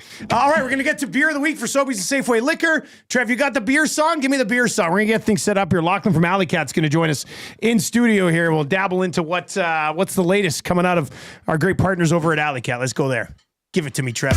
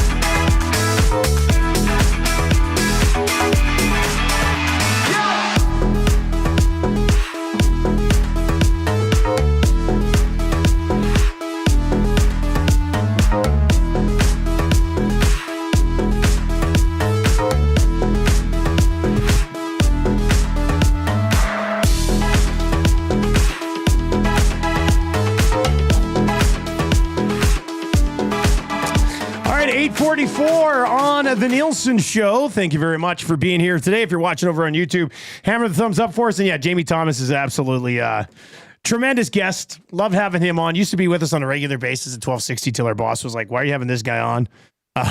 But, we could bring him back here on a regular basis. He's always just fun to chat with. All right, we're 4 likes away from changing 300, so let's do that as well. You can text us anytime, 780-218-9999. We are going to have a gift certificate from Sobeys and Safeway Liquor at the end of Beer of the Week. So if you want that, text in right now, Beer Me, to 780-218-9999. 780-218-9999. Text Beer Me to 780-218-9999 if you want to get in the mix for that one. Lachlan joins us from our partners over at Alley Cat. Good to see you, man. Happy to be here. Hey, you were here very early today. Yeah, I was a little eager. I thought I was probably going to get lost, so I showed up, just a casual hour early. Yeah, when you texted me before 8 o'clock, you're like, hey, I'm here. I was like, whoa, I love it. I'd never know what the weather, so I was like, better to be early than late, I guess. Smart thinking, actually. Yeah. That's probably the best way to go about it. All right, let's start with the 6 o'clocker lager. It's been over a year since we launched this with you guys. For us, it's just been a stunning success. We can't believe, quite a few at the Super Bowl over the. I think everyone in this room's probably had quite a few, but it's honestly been an amazing partnership for us as well. Like since it launched in December of 2023, it's honestly been our number 3 selling product. Really? In cans, and like considering we have 8 cores and then our seasonal lineup, for it to be that high is that's pretty. That's cool. I love hearing that. Yeah, and I know it's been doing really well at Sobeys too. So we're obviously super excited. It's been going as well as it has. I mean, I can't complain. It's a great beer. Yeah, it's. You guys nailed it. Yeah, I think we kind of exactly what we were going for. I know I was talking to Cam about this, yesterday, just to kind of get a little bit better idea of how the partnership started. Yeah, and I know it's something you'd been wanting to do for. We've wanted to do it for years, but we weren't allowed. What a struggle that was. Yeah. So I mean, the fact that we were able to make this work is just great. Yeah. Well, let's start with some 6 o'clocker lager, right? It's our own beer, and get it. Sobeys and Safeway Liquor right there, and it's done. It's done very well. But I mean, like we said, when we first tried it, remember we're having that watch party, and we're like, we're gonna try our 6 o'clocker lager. I will say, man, we were all nervous. We're like, because we were gonna promote the hell out of it, whether it was good or not. But we were like, it better be good. I was like, you want to stand behind a good product. It might have been the biggest sigh of relief in my life when we tasted this for the first time, because I was like, oh my God, it's absolutely delicious. And and you said third? Yeah. So room to grow. I'm just going to say it. Out of any product since I've been with the company, I've been with it for 8 years. That's the fastest I've seen a product jet up there. Yeah. Awesome. It's really interesting with that too. Like the thing about lagers is they take a lot of time in the tank traditionally. Like the yeast that you use is why you don't see craft breweries do lagers as often sometimes, because it really stretches your capacity. But this is actually a unique yeast that we found that actually we can do a traditional lager in the same time as an ale. So it actually allows us, is really what was the game changer for us being able to do this. Until that we found that, it was actually like we would stretch our capacity in the summer. So the timing was absolutely perfect that we were able to launch it at the same time. Well, that's awesome. I love that worked out that way. All right, well, let's go. Cheers to the 6 o'clocker lager and Alley Cat and Edmonton Sports Stock. And all of you nasties who've made it one of the best-selling beers at Alley Cat. Yeah. Like, it's ridiculously smooth.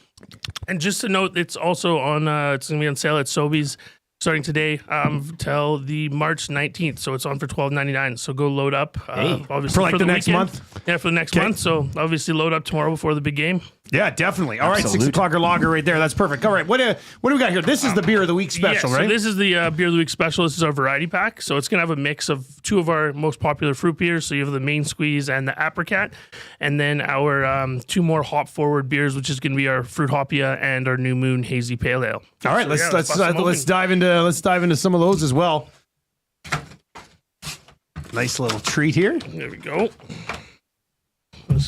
Give me a sec here. Yeah. Main Squeeze, one of my favorites. It's funny, I heard you guys talking to Dawn last week about the fruit beers too, and it's funny, our Apricot as well, we'll probably start with that one, is around like one of our early recipes too. It's the oldest one that's still available from us, and it's probably also one of the first fruit beers in Alberta as well. Really? Yeah. Okay, so I've said, and pretty sure I've mentioned this on the show a number of times. Like, nothing against the 6 o'clocker lager, but of course, Apricot is my all-time favorite beer. Yeah. I have 2 beers in the fridge on a regular basis, One is a 6 o'clocker lager, and the other is the Apricot. Is that what you would go to as well? Kind of just as a preference from the box here. From the box, out of the box, I probably, to be honest, I drink so much beer from Alley Cat that my preference changes almost on a monthly basis. Like I'll drink something for a long time and then kind of switch it up. I right now I'm really into the hazy pale. It's nice and sessionable. Yeah. So it's got that. Maybe so it has that really time nice of the hop. year too probably Yeah, differentiates. exactly, it, definitely. yeah. It honestly changes weekly sometimes for me.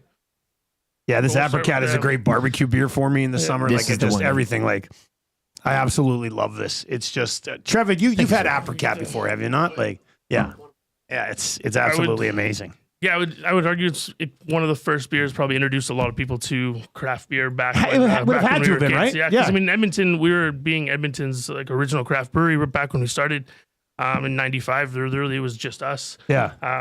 And then the barriers were entry were so high that there were only really a few, Brewsters also being one of them for the next, quite a few years. Yeah. So this is kind of what paved the way for fruit beers in Alberta. So good. I love it. Duck Dad in the chat says, I got my local beer dealer to stock 6 o'clocker. So I keep that stuff moving off the shelf. I like to hear that. Yeah. That's good. All right. A cheers to the Fun Spiel tomorrow. The Fun Spiel. Let's go to the Fun Spiel tomorrow. Hey, Trev, cheers to the Fun Spiel. There Sorry, we go. I'm drinking too fast. There we go. Yeah. Nothing like a good smaller pours, right? Nothing Like like a good 840 beer. Absolutely delicious. One Ball Cash says, Dusty, have you ever eaten an apricot, though? No, I have not. Interesting. Never. Yeah. No, I never have. But I love the beer. There you Comes go. from it, so Texture would be a little different, I think. That's Probably. It's about the texture. that is so Yeah, good. it's a hard one to dial into. Is getting it? the fruit? Because the fruit is right. You don't see too many out there. Just because the combination of fruit and extract and puree that we have to use. We've tried to find different suppliers. Like we've really had to nail it into to one specific. Because you want to do the consistent- exact same thing over and over and over again, right? And with purees and stuff too, it can be tough because there'll be different crops can also have different kinds of yields that have slightly different flavors. Yeah. So just trying to really maintain consistency is something that's obviously a priority. So All right, where are we going next? okay, next we're gonna go with our other fruit. We got the main squeeze over here. This is an absolutely delicious So, beer as well. If you so it's not a Radler. It is made with 72 kilograms of whole grapefruits in each batch. You see grapefruit though, and that's where your mind goes Yeah, you sometimes go for Radler, people. right? Yeah. But it still finishes just like a beer. So it's not going to be there's no juice in it. It's just made with actual grapefruits right into the mash. And a full 5%. And a full 5%. Exactly. Smells delicious. What do we say? The nose on this is 10 out of 10. Nose on this is. Have you eaten a grapefruit? You must have eaten a grapefruit. Yes, I've had grapefruit. That's the one that looks like a melon, but it's different. So maybe larger not. I don't know if he organ. has eaten a grapefruit. At this point. No, isn't the grapefruit that there's a melon in the It's a small, softer melon. with the rounder, the harder outside. He's trying to Say what's on your mind. I worked in- you have to have eaten I worked in, no apricot, no grapefruit. Did you eat any fruit? No, I as a worked kid? in produce for like 5 years. Let me see here. Oh, maybe I usually haven't cut had it in a, half and spoon it out. maybe I haven't had a grapefruit. You got What am I getting?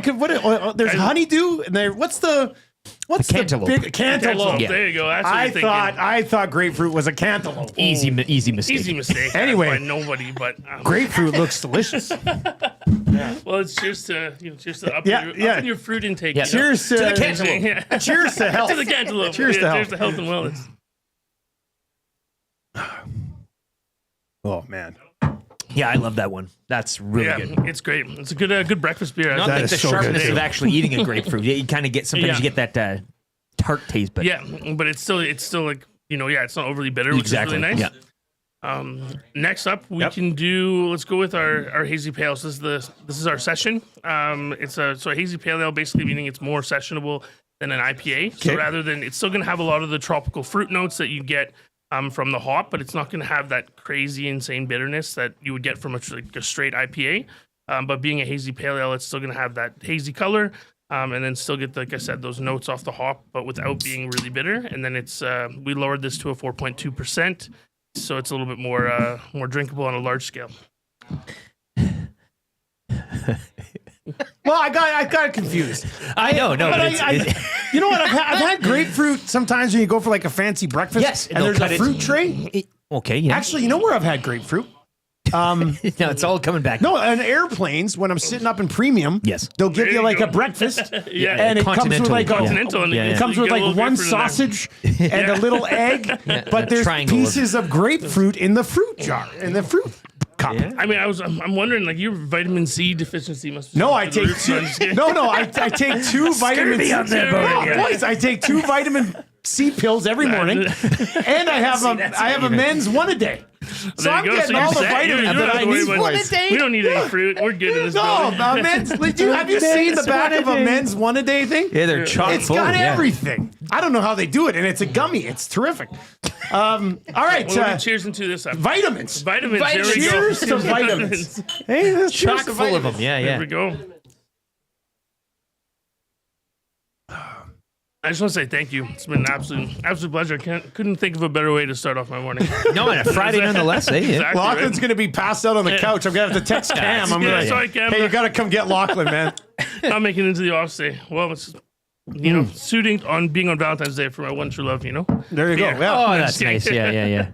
What about that? Can you tell me quick with that unicorn beer you guys Yeah, are people doing? are asking about this unicorn That stuff is wild. So it was actually we called it Unicorn Blood. It was actually an idea I had that we were pitching. So there's a thing called Weird Beer that all the breweries on 99th Street do, where they basically come up with the weirdest beer they can think of that is still palatable, and then you basically put it in a can, and then every people can collect like a passport that they can collect for having each one.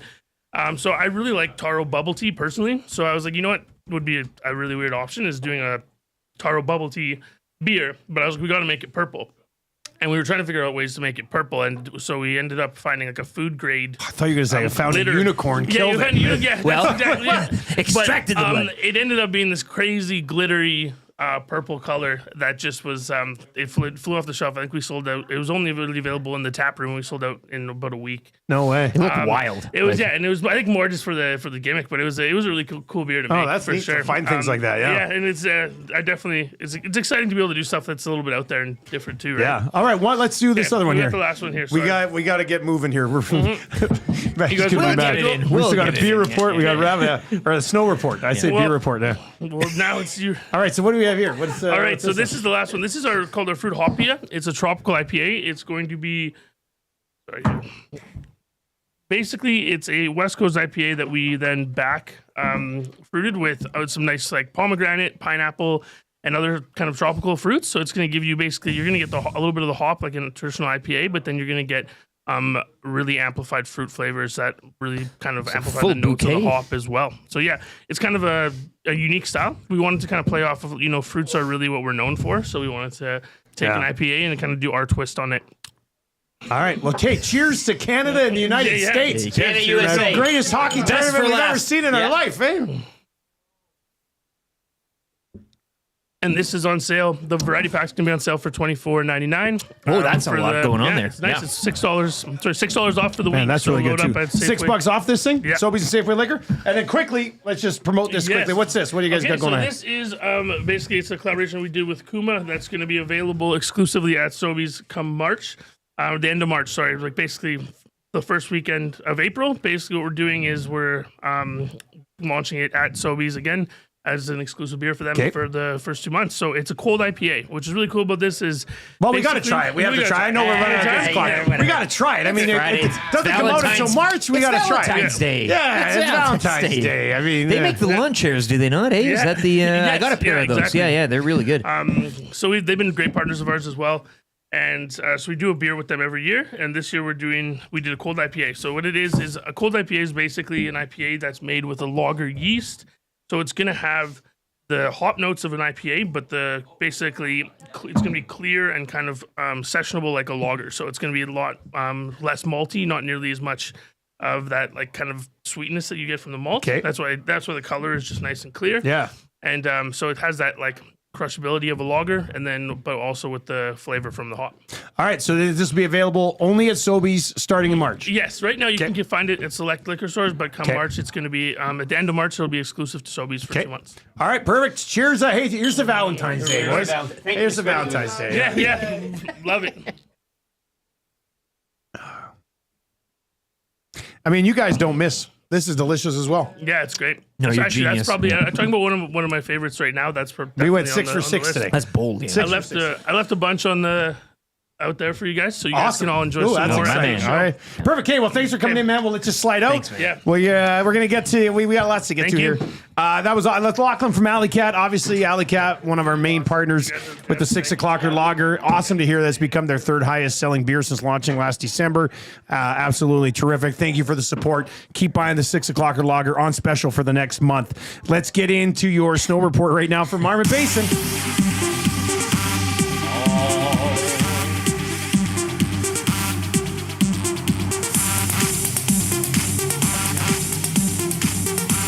So stoked. Like, winter's here. I'm stoked. You stoked? Stoked. Just I'm stoked. Yes. I mean, it came down last night, what, a good 5 inches? Last night, I think so. Something like that, and a couple feet the day before. We've got a 5-foot base with 5 inches of freshie on top. Oh, man, I love these snow reports from Kelsey. Like she says, Happy Valentine's Day. We got the Lover's Lust feature cocktail in the Caribou Bar and Grill in honor of Love Day. It's getting hot. The Eagle Restaurant, Mid-Mountain, will be open today at 11 o'clock as well. So you can dine and enjoy a beverage right on the slopes. Small dusting of snow overnight, 1 centimeter of fresh snow in the last 24 hours. Snow base of 76 centimeters, season total of 180. It's cool this morning, but temps should warm up throughout the day. 14 runs were groomed last night, so there's lots of corduroy waiting. All chairs running today, and they got some great local music in the Lower Chalet this weekend. It's going to be a great day up at Marmot. Check out skimarmot.com for all the details. Not a bad way to spend a long weekend. The Ski Marmot. Long weekend. Ski Marmot. Beer me. Long weekend. Beer me. Ski Marmot. 780-218-99. Makes my day. The bookbinder of Alberta. Oh, Marmot Basin Snow Report. You always deliver. That's terrific. All right. We got it. I mean, that's the wrap for William Huff. WilliamHuff.com. They've been doing it since 1952. You know, they're the best in the biz. What did we learn on the show today? TSN's Ryan Rashog reporting. What? Marner remains in top 6 red jersey this morning. Beautiful. All right. Sound of the day. Oh, sound. The bookbinder of Alberta. Sure. Text of the day today. I have this is we have to get going here. Maddie wants to get going with the hangout. It's Paul, Sir, Jasmine, Tommy, Maddie taking your love advice questions 9 to 11. It's going to be really good. Yeah. Looking forward to it. Paul didn't know what he was signing up to. You could hear it in the. Yeah, he has no idea what he's going for. You could hear it in his voice. Did we lose the handle for Drifty Gypsy? I'll find it. I know what you're talking about. Yeah, where's Drifty Gypsy? I tried to search him. And her dad will pick it up, I think. Oh, I think she's on the island. What? Yeah. I had no idea. Oh, here we are. Yeah, here we are. Roses are red, violets are blue. Latif starts every song with do do do do do do do. That's the text of the day for A&W today from the Drifty. Where they also followed up $6 Buddy Burgers at A&W. Roses are red, violets are blue. $6 Buddy Burgers at A&W. That's a twofer there. Oh, jeez. Well done. Calm down, Trev. Yeah, Trev's loving that one. Trev's fired up. All right, that's going to do it. The hangout is coming up. All of your love advice with Jasmine, Maddie, Tommy, Paul Sir getting sucked into this. I tell you, today. man. This is one of the... Paul being on the Valentine's Day show is something that we didn't know we needed, but we're here for. Makes my day. Makes my day. All right. If you're watching on YouTube, turn on autoplay. Take it right on over. Enjoy your long weekend. I'll be back to Lock Shop at 11. Hey, antibiotics work. And Flintstone How about vitamins. this? I couldn't even complete a sentence 2 days ago. Hey. Look at this. Yeah, they work a treat. It's actually. Did you say they work a treat? Yeah. No more beer for you, Trev. No, that's not an honest thing. They work a treat. I've You never said heard that before? saying once in my entire life. Oh, I say that a lot. Is that a thing? Cale Makar out with an illness. Pierre LeBrun. Uh-oh. For YouTube, Trev, Lieutenant Eric, I'm Dustin Nielsen. Hangout's coming up. Take it easy. All right, let's do it. Cheers.